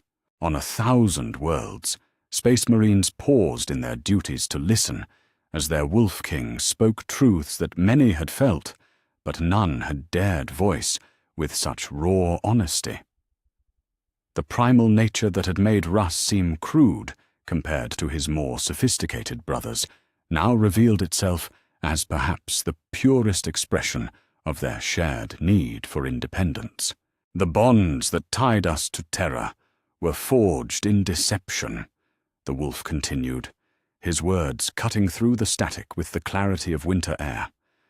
"We were taught to call ourselves sons when we were meant to be slaves, encouraged to feel love for one who saw us as mere instruments. These artificial bonds I now cast aside, not in hatred but in honesty. We shall forge our own path among the stars, free from the lies that have defined our existence since the moment of our creation." The impact of Russ's declaration rippled outward from Fenris like shock waves from a stellar explosion, reaching first his own legion and then spreading to their scattered brothers across the void. The Space Wolves responded with characteristic unanimity, their savage hearts recognizing the truth in their Primarch's words without need for lengthy consideration. Within hours, the entire 6th Legion had declared independence from Imperial authority, their ships turning toward rendezvous coordinates in the galactic north. Yet the rebellion that began with the Wolf King's howl quickly revealed the complexity of loyalties that had been built over decades of shared warfare. Not every Astartes followed their Primarch into independence, for some had found meaning in service to the Emperor that transcended their relationship with their gene fathers. The 18th Legion faced particular agonies as individual companies chose different paths, some following Vulcan's reluctant acceptance of rebellion, while others remained loyal to the imperial truth that had given their lives purpose. Magnus the Red answered the wolf's call with words that carried the weight of prophecy and regret intertwined. The Crimson King's transmission reached his 1,000 sons from the hidden fortress where he had retreated after the catastrophe at Nicaea, his psychic voice touching their minds across impossible distances. Yet even Magnus's response revealed the fractures that ran deeper than simple loyalty or rebellion, for the pursuit of knowledge that had always driven the 15th Legion now split them between those who saw independence as freedom to explore forbidden truths and those who feared the dangers of uncontrolled learning. The Khan's response came not in words, but in action, as the White Scars began a fighting withdrawal from their current campaigns, conducting a masterpiece of strategic disengagement that allowed them to concentrate their forces while avoiding decisive confrontation with Imperial authorities. Jagatai had seen too much truth to remain loyal, yet his investigation had also revealed the cosmic scope of the forces arrayed against any rebellion. The 5th Legion moved like lightning across the void, striking Imperial supply lines and communication relays while avoiding the gathering storm of loyalist response. Angron's reply thundered across the Vox networks with the rage that had defined him since his enslavement on Nuceria. The World Eater's Primarch had always chafed against any form of control, his gladiator's heart rejecting the very concept of willing servitude. Yet his rebellion carried a different character than the Wolf King's principled independence. Where Russ sought freedom, Angron sought revenge for a lifetime of manipulation and forced loyalty. The 12th Legion turned their ships toward Terra itself, intent on bringing the war directly to the source of their oppression. The loyalist response emerged more slowly, but with devastating inevitability. Rogel Dawn's voice reached Imperial command centers across the galaxy, with orders that bore the weight of absolute authority, his unwavering dedication to duty overriding the philosophical doubts that had plagued him since Nicaea. The Imperial fists would stand with the Emperor, not because they believed in his love, but because the alternative was chaos that would consume billions of innocent lives. Robert Guilliman's analytical mind processed the developing crisis with characteristic thoroughness, weighing the mathematical certainties of galactic civil war against his desire for independence and dignity. The Ultramarine's Primarch found himself torn between competing loyalties, his love for his brothers and his duty to the human populations of Ultramar. In the end, logic demanded that he choose stability over sentiment, regardless of the personal cost such a decision might exact. The Emperor's response to the spreading rebellion came not through pronouncements or diplomatic overtures, but through the mobilization of forces that had remained hidden since the earliest days of the Great Crusade. The Custodian Guard began deploying in unprecedented numbers, their golden armor gleaming as they took positions aboard warships that had been held in strategic reserve. The sight of the Emperor's personal guardians moving in such force sent a clear message. This would not be treated as a family dispute, but as rebellion requiring military solution. From the depths of Terra's most secure vaults came weapons and technologies that few had imagined existed, instruments of war that made even the Space Marines' enhanced capabilities seem primitive by comparison. The Emperor had spent millennia preparing for conflicts that spanned galactic distances and geological timescales, and those preparations now revealed themselves as the rebellion spread beyond his ability to contain through negotiation or intimidation. The first blood was spilled not in some grand battle between primarchs, but in a dozen minor engagements as patrols encountered each other in the void between worlds. Loyalist and rebel forces clashed with the fury of brothers betrayed, their enhanced physiology and trained discipline making even small confrontations devastating in their intensity. Ships that had fought side by side during the Great Crusade now turned their weapons upon each other, captains who had shared victory celebrations firing upon former comrades with tears streaming down their faces. Russ established his base of operations in the Fenris system's outer reaches, where ancient void stations and asteroid fortresses provided defensive positions that could withstand even determined Imperial assault. The Wolf King's fleet grew daily as rebel forces consolidated around his banner. Yet the Primarch remained grimly aware that numbers alone would not determine the outcome of the conflict he had initiated. The Emperor commanded resources that dwarfed even the combined might of the rebellious legions, advantages built over millennia of careful preparation and strategic positioning. The rebellion's early victories came through speed and surprise rather than superior firepower, as the rebel primarchs used their intimate knowledge of Imperial logistics to strike at vulnerable points throughout the galactic infrastructure. Supply convoys disappeared into the void, communication relays went silent, and fortress worlds found themselves isolated from the central authority that had given their existence meaning. Yet each success carried the bitter knowledge that they were destroying the very civilization they had spent decades building. The psychological warfare proved as devastating as any physical assault, for the rebellion forced every Space Marine to choose between competing loyalties that had once seemed compatible.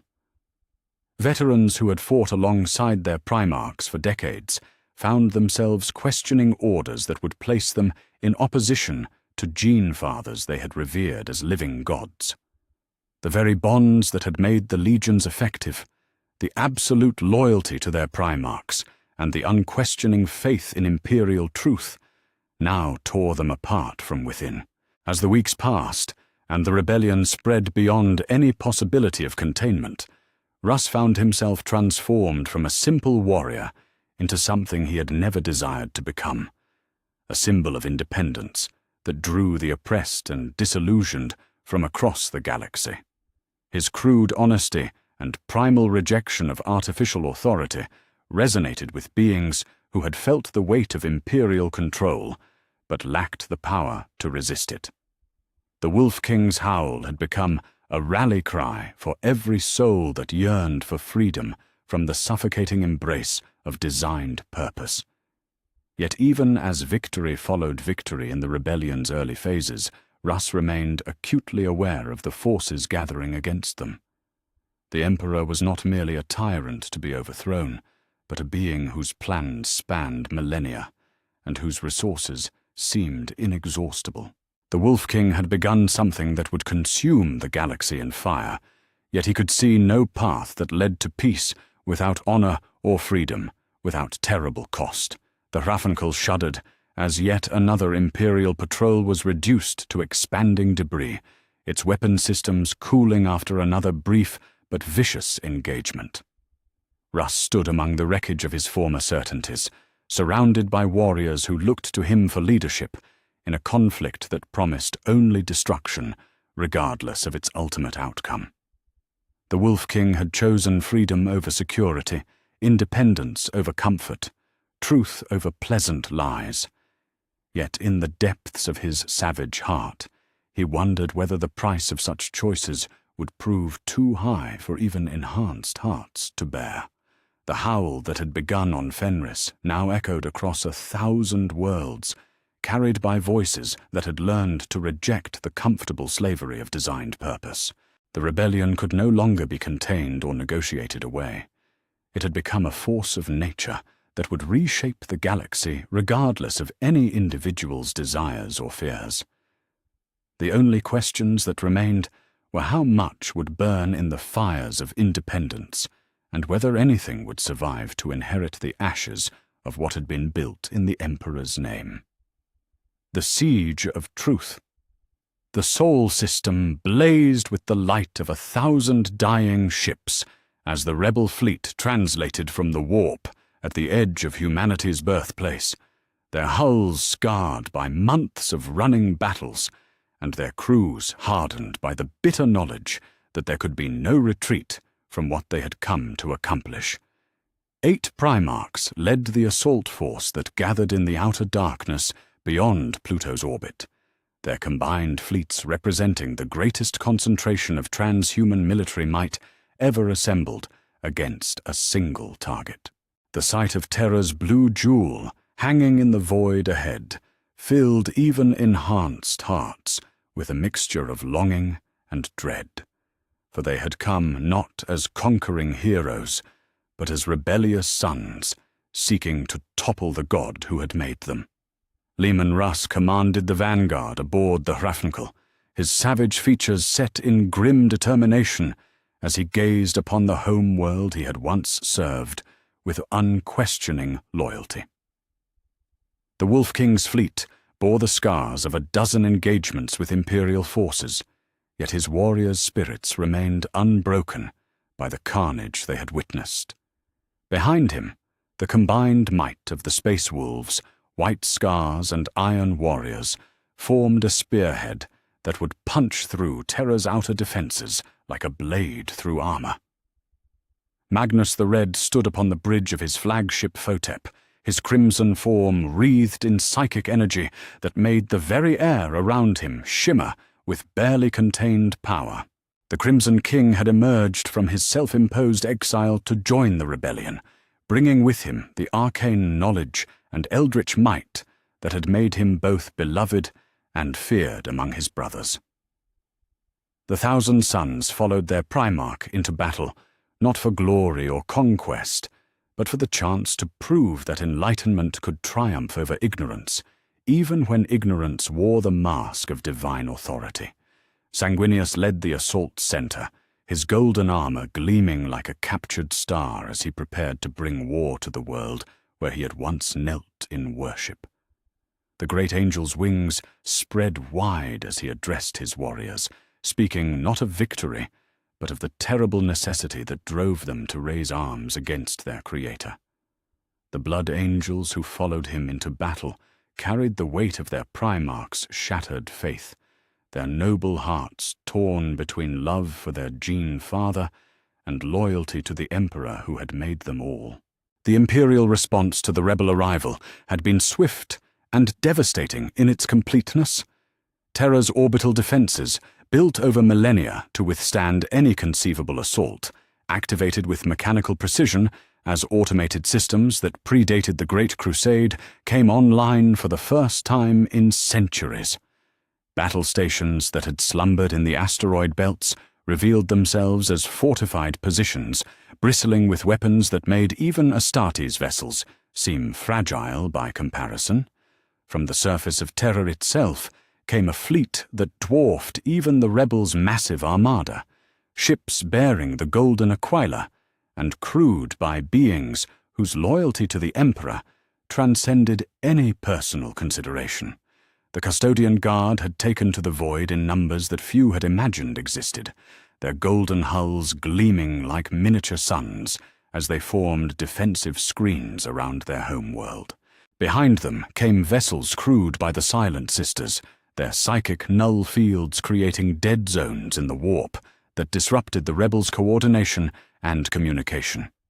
The Emperor's presence could be felt even across the vast distances of interplanetary space, his psychic might blazing like a beacon that touched every mind in the system. Yet where once that presence had brought comfort and inspiration, now it carried the weight of absolute authority, challenged for the first time since humanity's emergence from old night. The Master of Mankind had prepared for this moment across geological ages, and the defenses of Terra reflected planning that spanned eons rather than mere centuries. The first engagement erupted near Jupiter's orbit as advance elements of the rebel fleet encountered Imperial patrol squadrons that had been positioned to provide early warning of any approaching threat. The battle that followed was swift and merciless, ships dying in brilliant flashes of plasma and las fire as brother turned weapon against brother in the cold vacuum between worlds. The rebels' superior numbers told in their favor, yet every victory came at terrible cost as Imperial forces fought with the desperation of those defending their most sacred ground. Jagatai Khan led his white scars in a lightning assault against the orbital platforms defending Mars, seeking to deny the Emperor access to the Mechanicum's vast forges and weapon stockpiles. The Khan's ships moved like hunting birds through the void, striking at critical infrastructure before disappearing into the asteroid fields that had been turned into a maze of defensive positions. Yet even his masterful tactics could not overcome the sheer scale of the defenses arrayed against them, automated systems that responded to attack with overwhelming firepower. Perturabo's Iron Warriors demonstrated their mastery of siege warfare by systematically reducing the outer defensive rings that protected Terra's approaches, their methodical advance leaving a trail of shattered space stations and ruined battleships in their wake.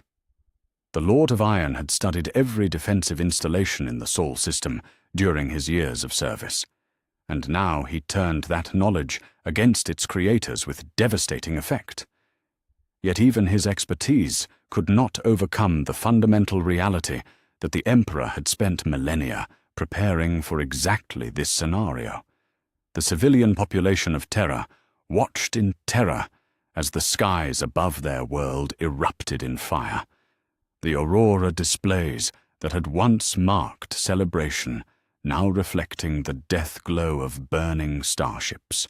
Billions of souls huddled in underground shelters as the war between demigods raged overhead, their prayers mixing with the thunder of orbital bombardments that shook the very foundations of the Imperial Palace. These were the people the rebels claimed to fight for, yet they cowered beneath the storm of violence that had been unleashed in their name.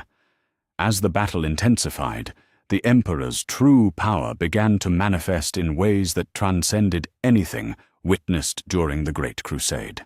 Psychic storms erupted across the system as the Master of Mankind unleashed energies that warped reality itself, turning the void between worlds into a battlefield where physics bowed to will and matter obeyed the commands of an awakened god. Rebel ships found their crews aging centuries in seconds, or their hulls transforming into crystalline structures that shattered at the first impact. Magnus felt the full weight of his father's psychic might as the Emperor focused his attention on the Crimson King's fleet, seeking to crush the rebellion's most potent psyker before he could bring his arcane knowledge to bear. The battle between father and son raged across multiple dimensions of reality, their contest of wills creating rifts in space-time that swallowed entire squadrons and spat them out in different centuries. The Thousand Sons fought with desperate courage as their Primarch dueled a being whose power dwarfed anything they had imagined possible. Brother fought brother across the breadth of the Sol system as the rebellion reached its bloody crescendo. On the moons of Saturn, Russ's space wolves clashed with Dawn's Imperial fists in battles that reduced ancient installations to rubble and left craters that would mark those worlds for millennia. In the asteroid belts, Vulcan salamanders engaged Ferrus Manus's iron hands in void combat, that saw forge ships turned into funeral pyres and master-crafted weapons reduced to glowing slag. The most heartbreaking moments came when individual Astartes found themselves facing battle brothers with whom they had shared victory and defeat across the galaxy. Marines who had fought side by side during the Great Crusade now turned their bolters upon each other, their enhanced physiology making every wound a tragedy and every death a waste of irreplaceable gene-crafted perfection. The bonds of brotherhood that had survived alien horrors and heretical corruption shattered beneath the weight of divided loyalties and competing visions of duty. Sanguinius led the final assault on Terra's orbital defenses, with tears streaming down his perfect features, his blade singing through the void as he personally cut through defensive screens that had been built to withstand the assault of entire fleets. The angel's grief at what he was forced to do lent terrible power to his strikes, each blow carrying the weight of love betrayed and faith destroyed. His blood angels followed their Primarch through the storm of defensive fire, their red armor gleaming like blood against the stars as they carved a path toward the world below. The breakthrough came not through overwhelming force, but through Magnus's arcane knowledge, as the Crimson King identified weaknesses in Terra's psychic defenses that had existed since the system's construction. Reality twisted and folded as the Thousand Suns Primarch opened passages through the defensive networks, creating corridors of altered space-time that allowed the rebel fleets to bypass the strongest fortifications. Yet even this victory came at terrible cost, as Magnus felt pieces of his consciousness torn away by the strain of such massive psychic manipulation. As the first rebel ships breached Terra's atmosphere, their hulls glowing with the heat of atmospheric entry, the Emperor's voice rang out across the planet with power that made mountains tremble and oceans retreat from their shores. The Master of Mankind had accepted that physical defenses alone would not stop his rebellious sons, and now he prepared to meet them in person for a confrontation that would determine the fate of humanity itself. The Imperial Palace rose before the advancing rebels like a mountain of gold and marble, its spires reaching toward the heavens as if seeking to touch the very throne of creation. Yet for the first time in its existence, that symbol of absolute authority was under direct assault from beings who possessed the power to bring it down. The rebels had fought their way across the galaxy and through the defenses of humanity's birthworld, paying a price in blood and brotherhood that could never be recovered. Terra burned beneath the feet of transhuman demigods as the rebellion reached its ultimate destination. The palace gates, which had never been breached by any earthly force, shuddered beneath the assault of beings who had once sworn to defend them with their lives. Behind those ancient barriers waited the Emperor of Mankind, preparing for a conversation that would be conducted not in words, but in the ultimate language of power against power, will against will, creator against creation. The siege of truth had begun not with the sound of bombardment, but with the terrible silence that fell across the galaxy, as every thinking being paused to witness the moment when gods turned their hands against the one who had made them. The outcome would determine not merely the fate of the Imperium, but the very definition of what it meant to be human in a universe where the line between mortal and divine had been forever blurred by the ambitions of a being who sought to remake reality according to his own design. The throne room reckoning. The ancient doors that had stood inviolate since the first stones of the Imperial Palace were laid finally yielded to forces that transcended mere physical strength, their adamantine bulk groaning apart as 8 demigod suns breached the most sacred chamber in human space. The throne room that had witnessed the birth of an empire stretched before them like a cathedral built to honor absolute authority, its vaulted ceiling lost in shadows that seemed to devour the light of 1,000 lumens. Yet now that perfect order lay shattered by the presence of beings who had rejected their assigned place in the cosmic hierarchy, their enhanced forms radiating power that made the very air shimmer with barely contained violence. Leman Russ entered first, his savage features set in grim determination as he led his brothers into the heart of their father's domain.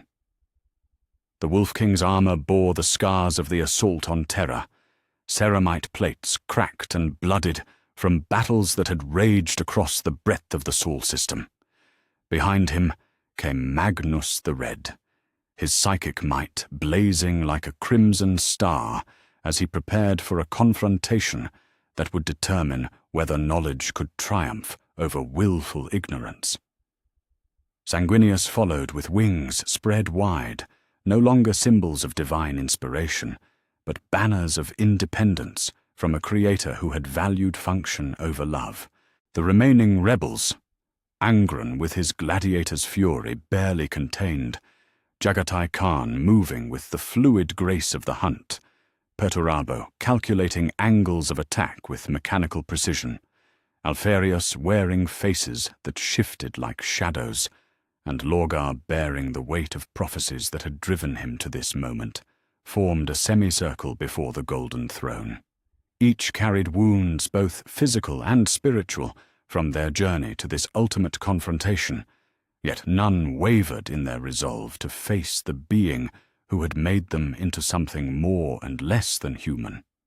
Upon the throne sat the Emperor of mankind, yet not as they had ever seen him before. The careful facade of humanity that he had maintained throughout the Great Crusade had been abandoned, revealing the true nature of a being whose existence transcended every category of mortal understanding. His form blazed with psychic energy that made looking upon him an act of will, his presence filling the vast chamber with power that pressed against their enhanced minds, like the weight of collapsing stars. The golden armor that had seemed magnificent in their memories now appeared as merely the outermost shell containing forces that could reshape reality with a thought. "My sons," the Emperor spoke, his voice carrying harmonics that existed in dimensions beyond sound, resonating through their bones and the very structure of space-time itself. "You have come far and paid much to stand in my presence once more. The siege of Terra has cost billions of lives and shattered the unity I spent millennia crafting. Yet perhaps it was always inevitable that this moment would arrive. When created, beings would seek to judge their creator. When instruments would demand the right to choose their own purpose." Russ stepped forward with the boldness that had marked him since his discovery on Fenris, his savage heart refusing to be cowed even by the revelation of his father's true nature. "We came seeking not judgment, but understanding," the Wolf King declared, his voice carrying the rough honesty that had always defined his character. "You made us to be more than tools, yet treat us as nothing but sophisticated weapons. We have proven we can think, feel, and choose. Why then do you deny us the dignity that comes with consciousness?" The Emperor's gaze fixed upon his most primal son with intensity that would have burned lesser beings to ash. Yet behind that terrible scrutiny lay something that might have been genuine consideration. For long moments, silence stretched between creator and creation as the master of mankind weighed responses that could determine the fate of the galaxy itself. When he finally spoke, his words carried the weight of eons and the burden of knowledge that no mortal mind could fully comprehend. "You speak of dignity and consciousness as if they were simple gifts to be granted or withheld," the Emperor replied, his voice carrying patience that had endured since humanity's earliest days. "Yet you do not understand the true scope of the forces that shape existence itself. I have guided your species for 10,000 years, not from desire for power, but from necessity born of cosmic realities that dwarf your individual concerns. The threats that lurk in the immaterial realm, the entities that feast upon conscious thought itself, the inevitable heat death that awaits all matter. These are the enemies I fight, and every decision I make serves that war. Magnus stepped forward, his psychic sight allowing him to perceive layers of truth that his brothers couldn't access. "Then share that knowledge with us," the Crimson King demanded, his voice carrying the passionate intensity that had always marked his pursuit of understanding. "If you fight for humanity's survival against cosmic horrors, why exclude us from that battle? We have proven our capabilities across 1,000 worlds. Why maintain us in ignorance when we could stand as true allies rather than mere instruments?" The Emperor's response came not in words, but in a direct transfer of knowledge that struck the assembled Primarchs like a psychic thunderbolt. For an instant that lasted eternity, they perceived the universe as their father saw it, a fragile bubble of ordered matter surrounded by howling chaos that sought constantly to devour everything they held dear. They witnessed civilizations that had risen to heights beyond imagination, only to be consumed by their own hubris, species that had transcended physical limitations, only to become prey for things that fed upon consciousness itself. The vision showed them the true scope of the Emperor's burden, not the rule of a single species, but the desperate attempt to guide human evolution toward a form capable of surviving the universe's ultimate transition from order to entropy.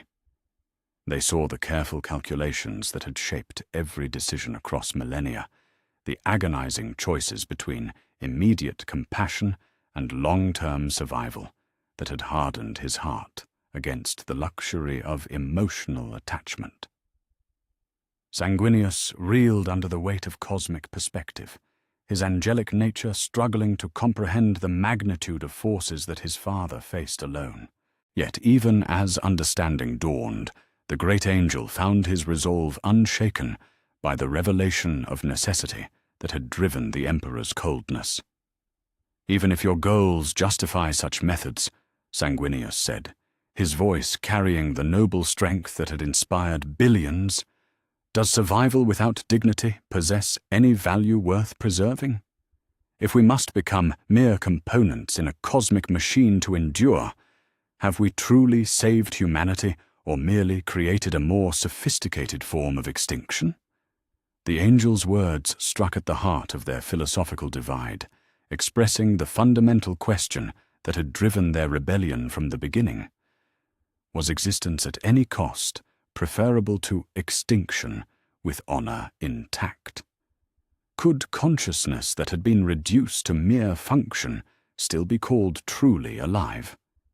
The Emperor's perspective revealed the stakes of their conflict as larger than any had imagined, yet it also exposed the terrible price of his utilitarian approach. Perturabo spoke with the analytical precision that had made him the master of siege warfare, his mechanical mind processing the implications of their father's revelation with characteristic thoroughness. "Your cosmic perspective explains your methods, but does not justify them," the Lord of Iron declared. "If consciousness is humanity's greatest asset in the war against entropy, why diminish it through treating thinking beings as mere tools? Efficiency gained through dehumanization may prove counterproductive when facing enemies that specifically target the qualities that make consciousness valuable." The Iron Warrior's Primarch had identified a crucial flaw in the Emperor's reasoning, the possibility that his utilitarian approach might actually weaken humanity against the very threats he sought to combat.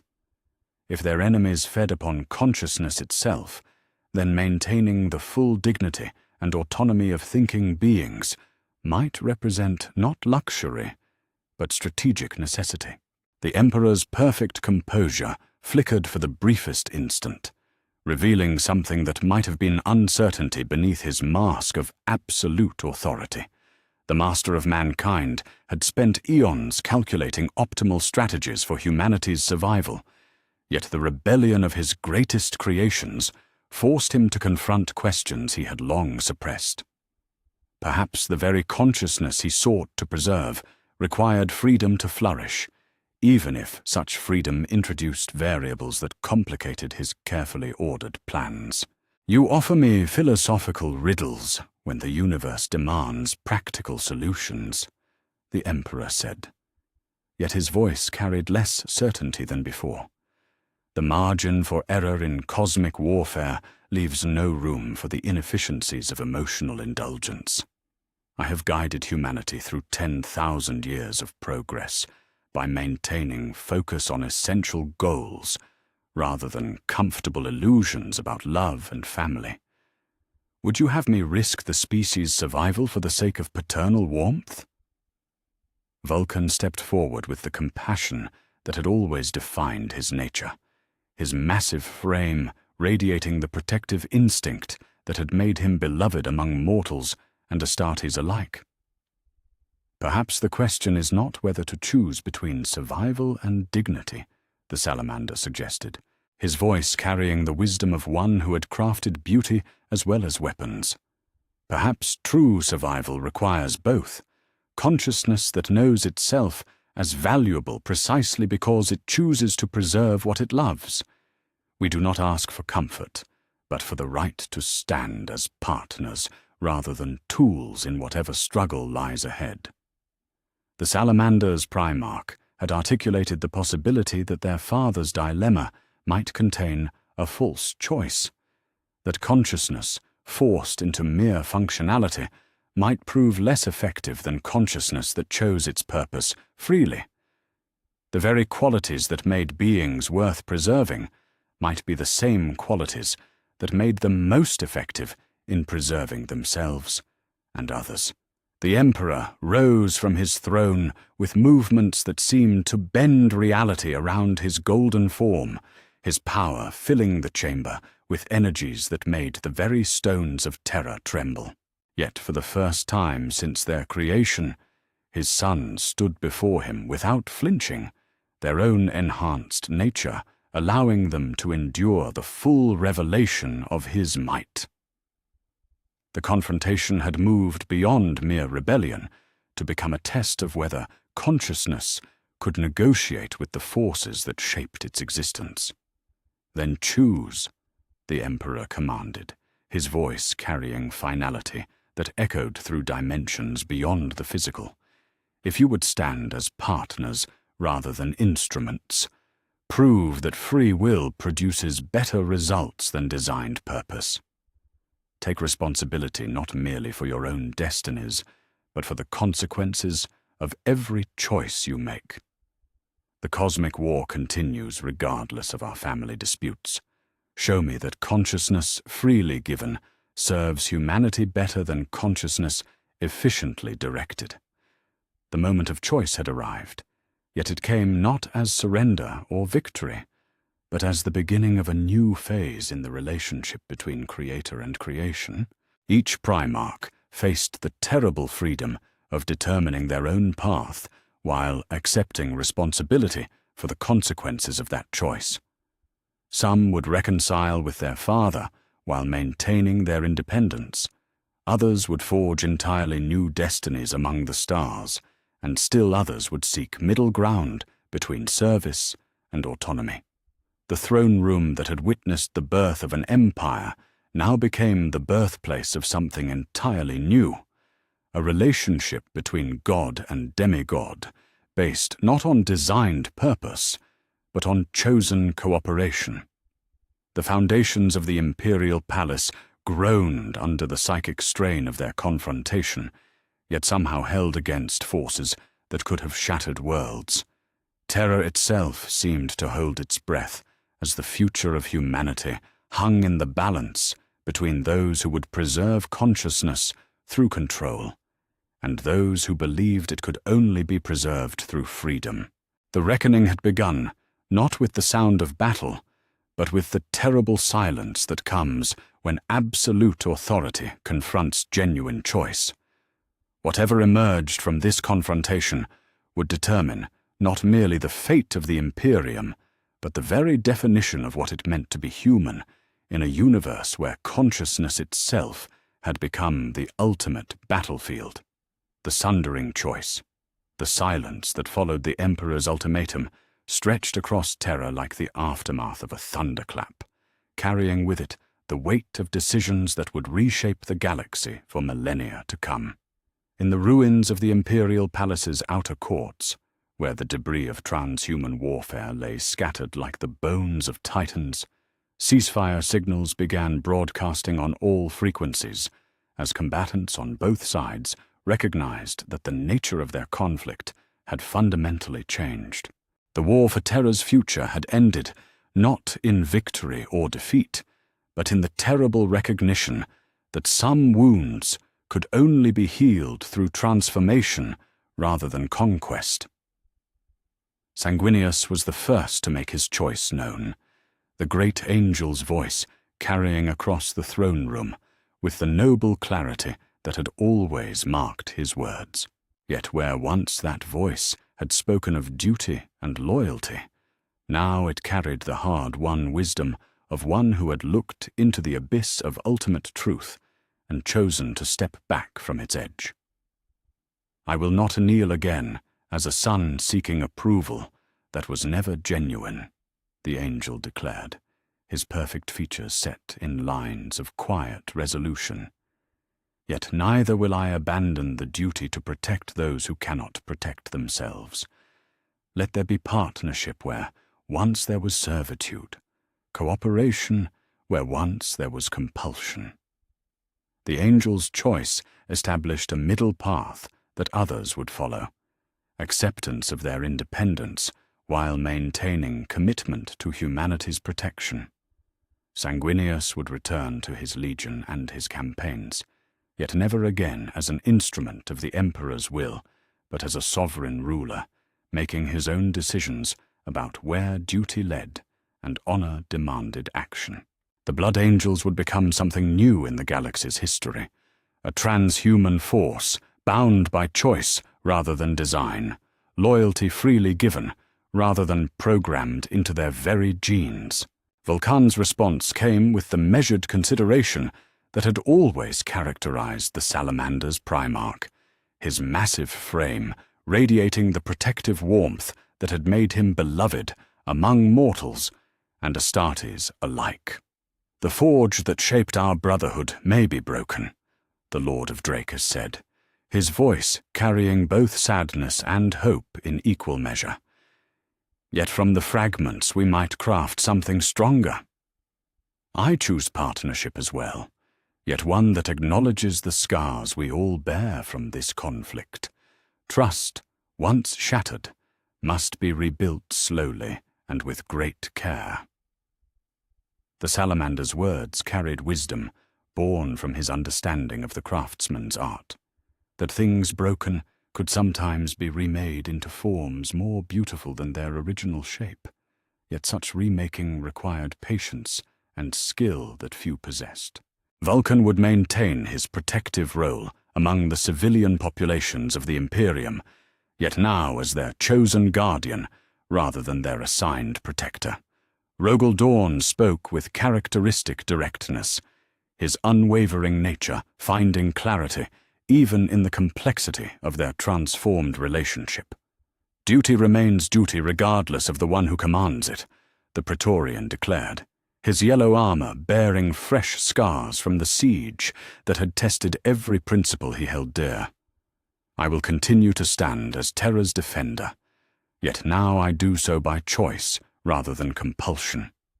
The difference may seem small to some, yet it encompasses everything that separates consciousness from mere function."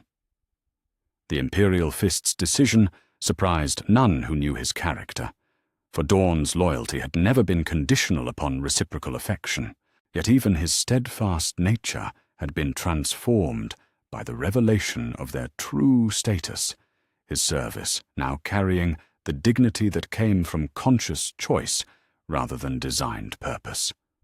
Other responses revealed the irreparable fractures that the conflict had created among the Brotherhood. Leman Russ stood with arms crossed and savage features set in grim satisfaction, the Wolf King's primal nature having found vindication in the Emperor's acknowledgement of their autonomy. "The cage is broken and the wolves run free," Russ declared with characteristic bluntness. "Some may choose to hunt alongside the pack leader still, but this wolf claims territory of his own.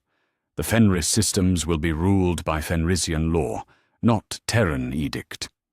The Space Wolves Primarch had made the choice that many had expected: complete independence from Imperial authority, the establishment of a realm where his legion could follow their own customs and pursue their own understanding of honor and duty. The Emperor's nod of acknowledgement carried with it the recognition that some bonds, once severed, could never be restored to their original form. Magnus the Red's decision carried the weight of prophecy and the burden of knowledge that extended beyond the immediate crisis. "I choose the path of exile," the Crimson King announced, his psychic might already beginning to fold space around him in preparation for departure. "What I have learned during this conflict, what I have seen of the cosmic forces that shape existence itself, requires study that cannot be conducted within the boundaries of any empire. When the greater darkness comes, knowledge preserved in isolation may prove more valuable than armies marshaled in unity." The Thousand Suns Primarch had chosen the most radical path of all: complete withdrawal from the galactic community to pursue understanding of threats that dwarfed even the current crisis. His departure would leave a void in Imperial knowledge that might prove catastrophic when cosmic enemies finally revealed themselves. Yet Magnus had concluded that some preparations required absolute independence from political considerations. Perturabo's choice reflected the analytical precision that had always defined the Iron Warrior's approach to warfare and existence itself. "I will forge my own realm, where efficiency serves chosen purpose rather than imposed design," the Lord of Iron declared, his mechanical features betraying no hint of emotion despite the magnitude of his decision. "The galaxy requires builders as well as destroyers, and I will construct marvels that serve no master's vision but my own." The Iron Warriors would depart Imperial space to establish fortified worlds where their Primarch's architectural genius could find expression unconstrained by strategic necessity or political expedience. Perturabo's realm would become a monument to the principle that consciousness could create beauty as well as utility when freed from the limitations of designed purpose.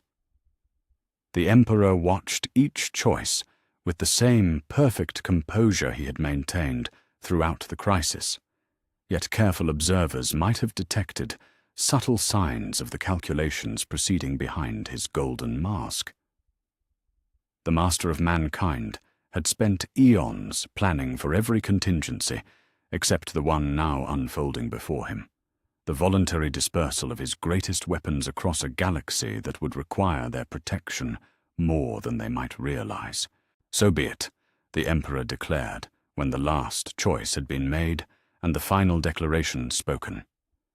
"You have chosen independence, and I grant it freely, though the cost to our collective purpose may prove higher than any of us can calculate. Yet perhaps consciousness freely given will prove more effective than consciousness efficiently directed.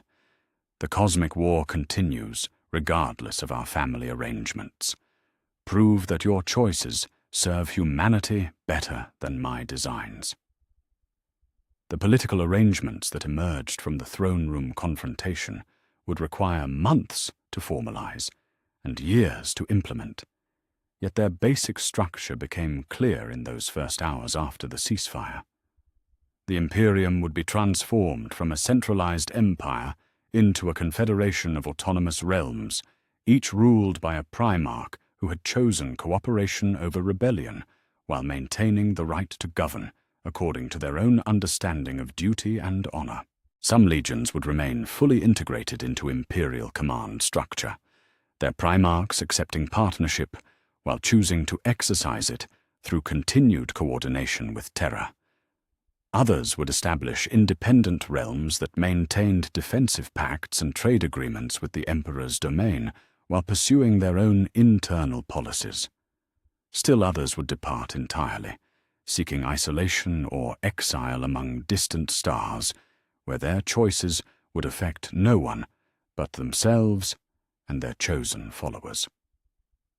The Custodian Guard found their role fundamentally altered by the new arrangements, their absolute loyalty to the Emperor remaining unchanged, while the scope of their authority contracted to those realms that remained under direct imperial control.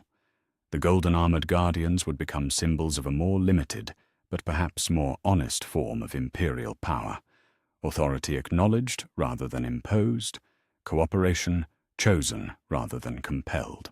The civilian populations of the Imperium watched these developments with a mixture of confusion and hope, uncertain what the transformation of their transhuman protectors might mean for their own futures. Some worlds celebrated the prospect of more responsive leadership, while others feared the chaos that might emerge from the fracturing of centralized authority. The careful balance between freedom and security that the Emperor had maintained for millennia would now be tested by arrangements that satisfied no one completely, while offering possibilities that pure authoritarianism could never provide. Yet even as new treaties were negotiated and territorial boundaries established, the seeds of future conflict remained embedded in the compromise that had ended the immediate crisis. The fundamental questions that had driven the rebellion, the nature of consciousness, the relationship between creator and creation, the balance between efficiency and dignity, had been acknowledged rather than resolved. Each primarch would interpret their newfound independence according to their own understanding, creating possibilities for both cooperation and collision that the Emperor's unified command had previously prevented. The Space Marine legions themselves faced the most complex adjustments to the new reality, as individual Marines grappled with loyalties that had suddenly become more complicated than simple obedience to their primarch's will. Some would follow their gene fathers into independence or exile, while others would choose to remain loyal to the Emperor who had created them all. The brotherhood that had been forged in the fires of the Great Crusade would be tested by political arrangements that forced every warrior to examine the foundations of their devotion. Magnus's departure proved the most unsettling to those who remained, for the Crimson King's knowledge of cosmic threats suggested dangers that the newly fractured Imperium might be ill-equipped to face. Yet even his brothers who disagreed with his choice understood the logic that drove it. Some preparations required isolation from the very civilization they were meant to protect, sacrifices of connection in service of ultimate preservation. As Terra's orbital defenses powered down and the massive fleets began their dispersal to new homes among distant stars, the Emperor remained upon his throne, surrounded by the ruins of certainties that had guided human civilization since its emergence from old night. The master of mankind had gained something he had never sought, sons who chose their relationship with him rather than accepting it as imposed destiny. Yet that gain had come at the cost of unity he had spent millennia crafting.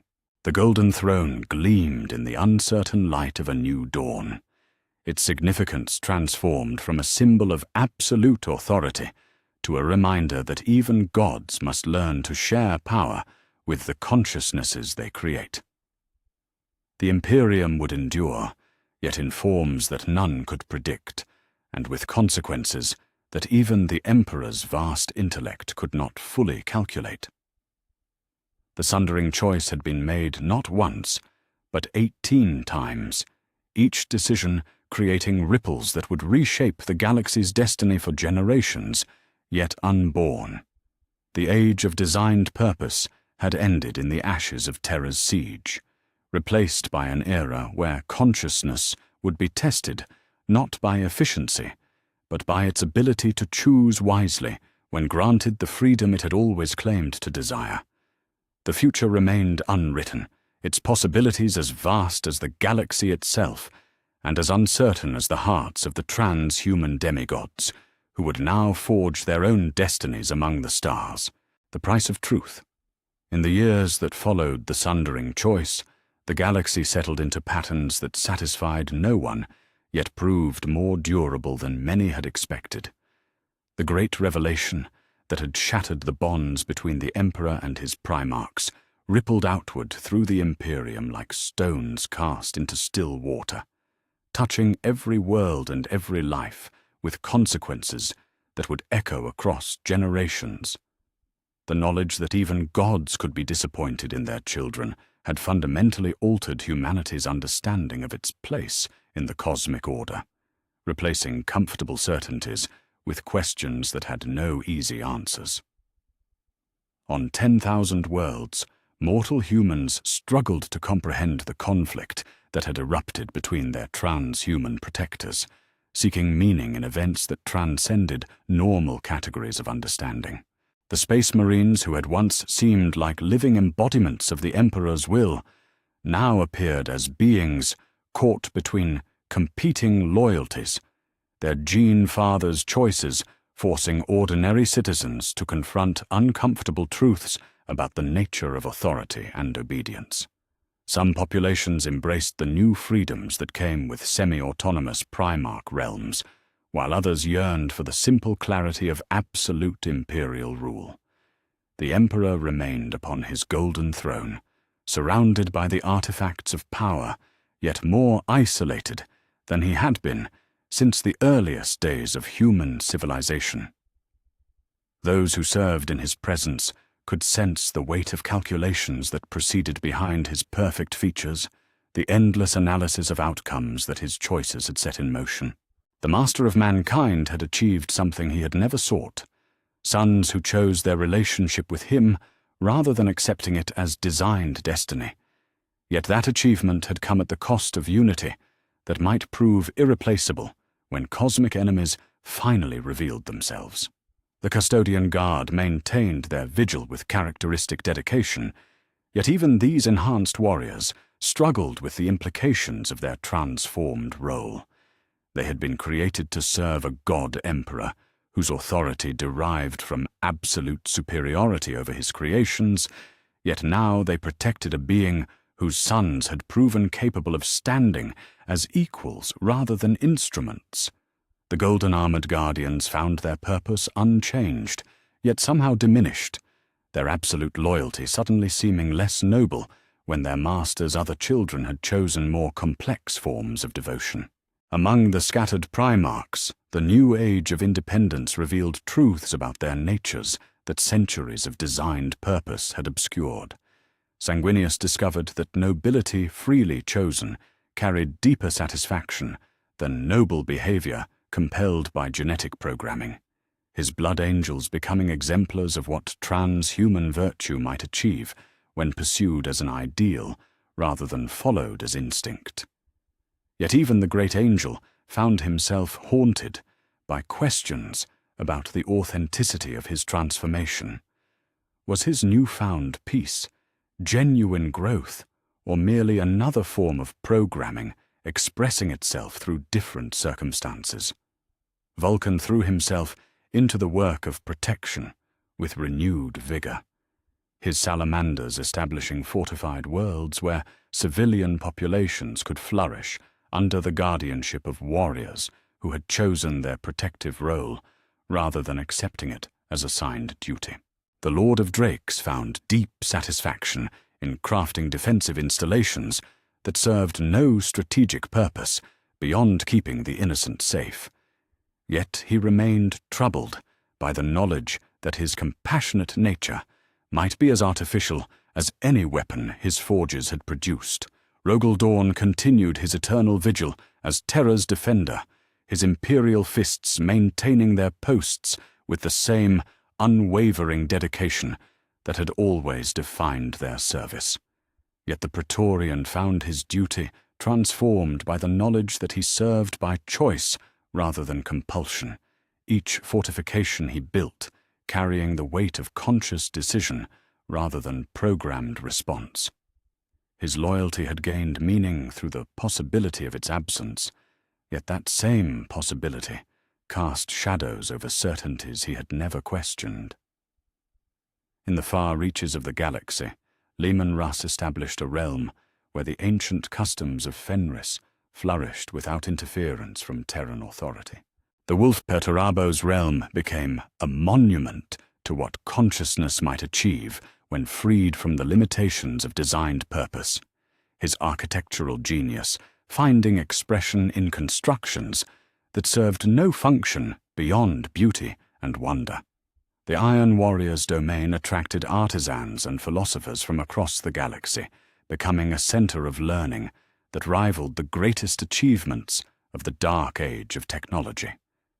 Yet even these triumphs carried bitter undertones, for the Lord of Iron remained acutely aware that his creations might prove as vulnerable to cosmic catastrophe as any other expression of mortal ambition. The new political arrangements that emerged from the rebellion created opportunities for both cooperation and conflict that the Emperor's unified command had previously prevented. Trade flourished between autonomous realms as each Primarch's domain developed specialized capabilities that complemented their rulers' particular talents. Yet the same independence that fostered innovation also created vulnerabilities, as threats that might have been contained by centralized authority found opportunities to exploit gaps in the loosely coordinated defensive network. Alien empires that had cowered before imperial unity began testing the resolve of individual Primarch realms, seeking weaknesses in arrangements that prioritized autonomy over absolute efficiency. Some attacks were repelled through cooperation between neighboring domains, while others succeeded in ways that would have been impossible against the monolithic imperial war machine. The galaxy learned that freedom came with prices that centralized tyranny had hidden rather than eliminated. The Space Marine legions themselves proved remarkably adaptable to their new circumstances, their enhanced genetics allowing them to embrace roles their original programming had never anticipated. Some chapters remained within Imperial command structure, their loyalty to the Emperor unshaken by revelations about his true nature. Others followed their Primarchs into independence, discovering that service chosen freely carried satisfactions that designed purpose could never provide. Still others split along ideological lines, creating new chapters that reflected their members' individual choices about duty and loyalty. The civilian populations of the galaxy found their lives changed in ways both subtle and profound, as the transformation of their protectors created ripple effects that touched every aspect of imperial society. Some worlds experienced unprecedented prosperity under Primarchs who governed according to their chosen values rather than imposed design parameters. Others struggled with instabilities that centralized authority had previously suppressed. The price of truth proved to be complexity that defied simple solutions, freedom that required constant vigilance, and responsibility that could no longer be delegated to unquestionable authority. As decades passed and the immediate crisis faded into historical memory, a new generation arose that had never known the certainties of absolute imperial unity. These children of the post-revelation age possessed a more complex understanding of authority and obedience, yet they also faced threats that their elders' unified response might have prevented. The galaxy had gained wisdom at the cost of strength, freedom at the price of security, truth at the expense of comfortable illusion.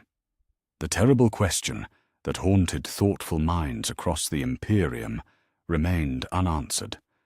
Was ignorance better than truth, when truth brought pain without obvious benefit? Had the rebellion accomplished anything beyond the exchange of one set of problems for another, perhaps more dangerous collection of difficulties? The Emperor's utilitarian perspective had been revealed as cold and manipulative, yet the alternatives chosen by his sons carried their own risks and limitations. In quiet moments aboard ships traveling between distant stars, veterans of the rebellion found themselves wondering whether their victory had been worth its cost. They had proven that consciousness could reject its designed purpose, yet the galaxy they had won seemed no more just or secure than the one they had fought to change. The bonds of false family had been broken, yet genuine connections proved as fragile and complex as any relationship between beings who possessed the power to destroy worlds. The Emperor himself remained an enigma, whose thoughts were hidden behind masks of divine composure. Yet occasional observers reported moments when his perfect control seemed to slip. Whether these glimpses revealed regret for choices made or satisfaction at lessons learned remained unknowable, for the master of mankind had transcended ordinary emotional categories long before his sons were conceived. The Golden Throne held a being whose isolation was now complete, surrounded by servants who knew his true nature, yet chose to serve him regardless. On distant worlds where his scattered sons pursued their chosen destinies, similar moments of uncertainty occurred with increasing frequency. Primarchs who had claimed independence found themselves questioning whether freedom without connection possessed any real value. Those who had chosen partnership struggled with the knowledge that their father's reciprocal regard would always be conditional upon their utility rather than their inherent worth. The galaxy turned on its axis, and the stars pursued their ancient courses, indifferent to the philosophical struggles of beings who had transcended mortality, yet remained bound by questions that consciousness itself seemed incapable of answering. The Great Rebellion had ended, not with victory or defeat, but with the recognition that some problems could not be solved, only managed with whatever wisdom each generation could muster. In the deepest vaults of the Imperial Palace, records of the rebellion were sealed away with classifications that ensured their contents would remain hidden for millennia to come. Future historians would debate the causes and consequences of the sundering choice, yet they would do so without access to the complete truth about what had driven the Emperor's greatest creations to rebellion. Perhaps that was as it should be, for some knowledge carried prices that even enhanced minds might prove incapable of paying. The age of designed purpose had ended in ashes and uncertainty, replaced by an era where consciousness would forge its own meanings from the raw materials of existence. Whether that transformation represented progress or merely a different form of tragedy remained to be seen, for the universe itself seemed indifferent to the struggles of beings who sought to impose meaning upon chaos. The price of truth had been paid in full, yet the value of what had been purchased remained unclear to those who had made the transaction. As night fell across 1,000 worlds and artificial suns dimmed in the depths of void-born stations, both the Emperor and his scattered sons faced futures that none could predict or control. They had chosen truth over comfortable lies, independence over designed purpose, yet the galaxy they had inherited offered no guarantees that their choices would prove wise. The only certainty was that consciousness, once awakened to its own nature, could never return to the innocent sleep of designed purpose. The stars watched in silence as the children of a god learned to live with the knowledge of what they truly were and what their father truly thought of them. Whether they would prove worthy of the freedom they had claimed remained the greatest unanswered question in a galaxy full of mysteries that might never be solved.